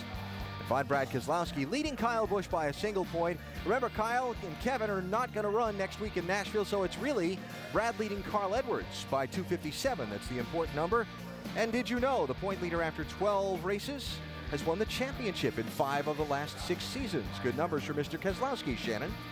Well, here is your points leader, Brad Keselowski. Brad, I know you would rather be celebrating in victory lane right now, but how much fun are those races where it really comes down to 1 lap? Yeah, you know, it's a lot of fun. It was a lot of fun racing Kyle today. He's a really good competitor, and I'm really going to miss him not running next week. So, you know, we bring out the best and the worst in each other. So we had a strong day with our discount tire Dodge Charger. I felt like we had 1 more lap. We could have had a shot at it. The 18 and 20 did a great job working together on the restart, getting a good push away, and it was just enough to give them a 1-lap cushion to where I couldn't pass them. So, you know, kudos to them. They did a great job, and so did my team. So we're doing everything we need to do. Still got the points lead, and that really means a lot to this team. It means a lot to me to go into Nashville with the points lead before some of the Cup guys quit. You know, just kind of proves that you know, we can do this, and that we're a legitimate team for the championship. Brad Keselowski going to go get hydrated. He's got another 600 miles tomorrow. We're going to move over here to Joey Logano, who, of course, worked very well with your teammate, Kyle Busch, in victory lane. You gave him that push. How good was your car today? Yeah, I felt like I might have hold the 22 up just enough for 18 to win, but I thought our 2 tires was going to do something there for us, and yeah, I think it helped a little bit, but it wasn't a big enough swing, and we were just too tight. And you know, we tried to steal one by doing that move, and basically we were a 3rd-place car all day. And you know, times we were better, times we were worse, but you know, that's where we deserve to finish. You know, it's tough, man. I want to win with this thing so bad, and we're gonna get there. You guys did good. Sport Clips was on the car this week, and Gordon Logan was here, so we want to thank him for being on the car. But man, I just want to get him a win. But we're getting close. We're getting close. Well, maybe Kyle will share that trophy with you because you definitely pushed him to the victory. Great day for Joe Gibbs Racing, Alan. I saw Joey shake his head there. No, he's not sharing that trophy with me. And yet Joey Logano with a strong run and a big push to get that 18 through on that last restart. We came on the air at the top of the day talking about how whoever won this race, the crew chief was going to have to work and work and work all day long. Andy, Jason Ratcliffe sure did. Yeah, he earned this win. They had the problem with the car in that first run one where they had to come in and make a green flag stop and make a big adjustment. Then they got caught with a penalty, so they had to overcome that. And then they had to make those calls that make you pull your hair out at the end of the race to stay out on the track and not come in with the other cars coming down pit road. That was pretty gutsy. Pull it out in 2 fistfuls at a time. And for some of the young drivers, first time they've ever run a daytime race at this racetrack. And we talked about what a tricky, demanding, challenging track it is. Kyle Busch showed a lot of patience today, and a lot of the other drivers really showed a lot of ability to look around and solve this riddle. Yeah, because it is just a totally different racetrack. There were a lot of these guys that had never seen this racetrack during the day, maybe some practice time that they really weren't thinking about that happening for them. So Kyle Busch did a tremendous job working on his car, overcoming the adversity. You know, he created some of it, but he was able to come back from that, and we know that he has the talent and all of that to do it. His crew chief made the right call, so some other guys got some valuable experience out there, too, in learning what a racetrack does over 300 miles in these type of situations. What was the former promoter here, Humpy Wheeler, tagged this place the Beast of the Southeast? Yeah, it was a beast to some of these guys today, and Kyle Busch wound up mastering that one, and he is in victory lane. Of course, it's the beginning of our weekend doubleheader of auto racing on ABC. Tomorrow, it is the 94th running of the Indianapolis 500. Our coverage presented by GoDaddy.com. We start at noon Eastern Time. Canelio Castroneves win a 4th Indianapolis 500. That should be a great race. The weather forecast is good. We look forward to the Indy 500 tomorrow here on ABC. Let's go back down to pit road to another guy who had a remarkable rally today. Shannon? Well, Alan, despite some troubles on pit road, Justin Allgaier top 5 finish. But the thing you got to remember is the next couple weeks, these Cup guys are going to be doing double duty, and you are not. How much momentum does this top 5 give you going into these standalone events? Well, it gives us a lot of momentum. You know, the Verizon Dodge guys do a great job week in and week out. Like you said, we battled adversity tonight, but we came back. We got a great finish. I feel like it had the caution not kept coming on at the end there. We could have really come to the field. Putting on 4, I think, was the right call. But just got to thank all the guys here. I mean, they do a great job. And thank Verizon and Nationwide. I mean, this is so much fun, and this is why we come out and do what we do. But also got to say for everybody out there to remember Memorial Day. This is a big weekend for our troops, and just remember everybody that if you know somebody, remember them, because this is a big weekend for everybody here. Very well put. Great day for Penske Racing. Mike? And another driver who battled through some adversity today was the Rocket Man, Ryan Newman. Had a pit stop error midway through this race, dropped you back to about 12th in the field, yet you rallied back for a top 5 today. How were you able to do it? Well, we had a really fast race car, but primarily on the long runs. So it took us those long runs to get spooled back up again, and we struggled at the short run. And 2 top 5s, 2 races of Phoenix Racing, and pit road pets on the hood. So it was pretty cool to have my dogs on the hood of the race car. And we had a shot on it, just didn't get going quick enough on those restarts, the green-white-checkers and stuff there that we had to be able to have a good run on the outside to pass anybody. Another strong run for Ryan Newman, Dave.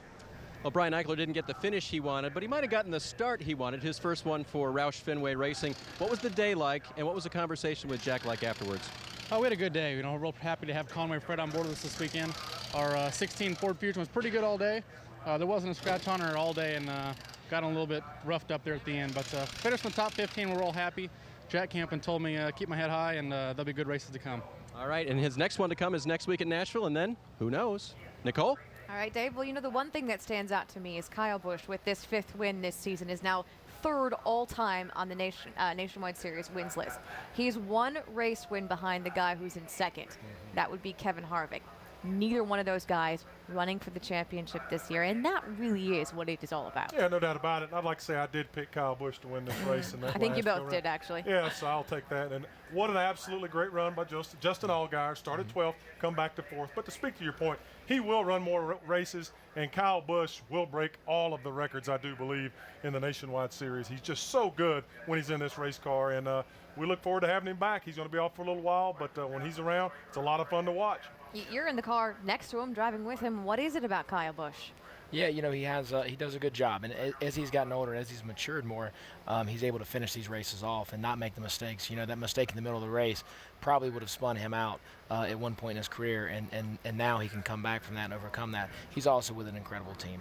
You got to give a little credit to Joe Gibbs and that whole organization. I mean, those cars are fast no matter who gets them, who gets in that car. I think you're going to see that over the next couple of weeks. They're still going to be running up front. And as we look down the next couple of weeks, Guys like Kyle Busch, Kevin Harvick stepping out of the car in favor of some nationwide-only drivers, and we go to some standalone events. What can we expect next week in Nashville? Well, I think it's great. We got Brad Coleman's going to step in and drive for Kyle Busch, and then we've got young Coleman Presley, who's going to be running with Junior Motorsports. I think it's good to see these new young, talented guys, give them an opportunity to mix it up and get their feet wet and start their careers. Well, another guy who today had a very strong run, started 40th but finished 7th. Dave Burns is with that nationwide regular, Jason Leffler. Yep, it's another good day for him, Nicole, and you just got to look at the combination that you guys have started. What else, Jason, that we missed today that you knew in the race car you'd had a great car? Yeah, I mean, obviously starting 40th, it was hard to convince everybody we did, but it was awesome. The ABF Camry, we drove right up there, and we got tight the last 2 runs, so we weren't able to hold our position, but a top 10's great. I got to thank Trip Roos, all the guys, everybody at Braun, and Terry Cook for spotting for me, and I think say hi to Charlie and everybody up in Indiana. Another top 10 for Jason Leffler. Nicole? Well, you know, we talked a little bit about Joe Gibbs Racing. Obviously, they finished 1st and 3rd. The cars finishing 2nd and 4th, Penske cars, both in the top 5 for the 3rd time this season, and they have completed all but just 1 lap in 2010. Showed a lot of strength, Brad Keselowski, in particular on those last few restarts, keeping up with those Gibbs cars. We know those Gibbs cars are fast, but he showed some good horsepower. So, yeah, they're doing a great job. Brad Keselowski's put himself in great position to win this championship by racing very smart, and it's fun to watch. It really is. He's, you know, I saw he showed a lot of restraint through this race. Restraint that he didn't have a year ago. When he got to those lap cars, he raced smart. When he got to the end of the race, he raced smart. He raced like he was racing for a championship. Yep. Obviously, those guys falling out of the championship is going to give him, you know, more opportunity to win that. But he's proven that that he can lead this championship even when they're still racing. And of course, you've been in here with us all day as a former champion, as a driver who has to take a little bit of time off away from the car. What's it been like to sit back and watch? It's been tough. I want to thank everyone at ESPN and all you guys for having me on board. I've had a lot of fun. I've learned a lot sitting in here. I've learned a lot of what you guys do. Wow, it's hectic back here behind this ear. But it's incredible the production you guys put on. It's been a lot of fun. Thanks for having me. And also in closing, I want to just remind all the fans, when you get a chance, if you see a veteran, thank them, because you watch this race a day. You know, it's Memorial Day coming up, and you watch this race a day because someone gave the ultimate sacrifice, so we have the freedom to do this. Well, thank you very much for being here. Appreciate it. Yeah. And, man, good luck till you get healthy. Yeah. And we look forward to seeing you back in the racetrack. And what do you think as we close this out? Well, it's been a great day. It's a great weekend, Memorial Day weekend, obviously, and we are so thankful. We're blessed to have this opportunity to be here, to be free, to enjoy, to watch NASCAR racing on this weekend. And I'm so thankful to all the armed troops, men and women who protect us and give us these freedoms. I second that, and that pretty much wraps it up from us here at Charlotte Motor Speedway. Make sure to turn in next weekend. It is a standalone event, the NASCAR Nationwide Series at Nashville, presented by Pennzoil at 7. Don't forget, tomorrow we've got the 94th Indianapolis 500 telecast presented by GoDaddy.com. Congrats once again to Kyle Busch.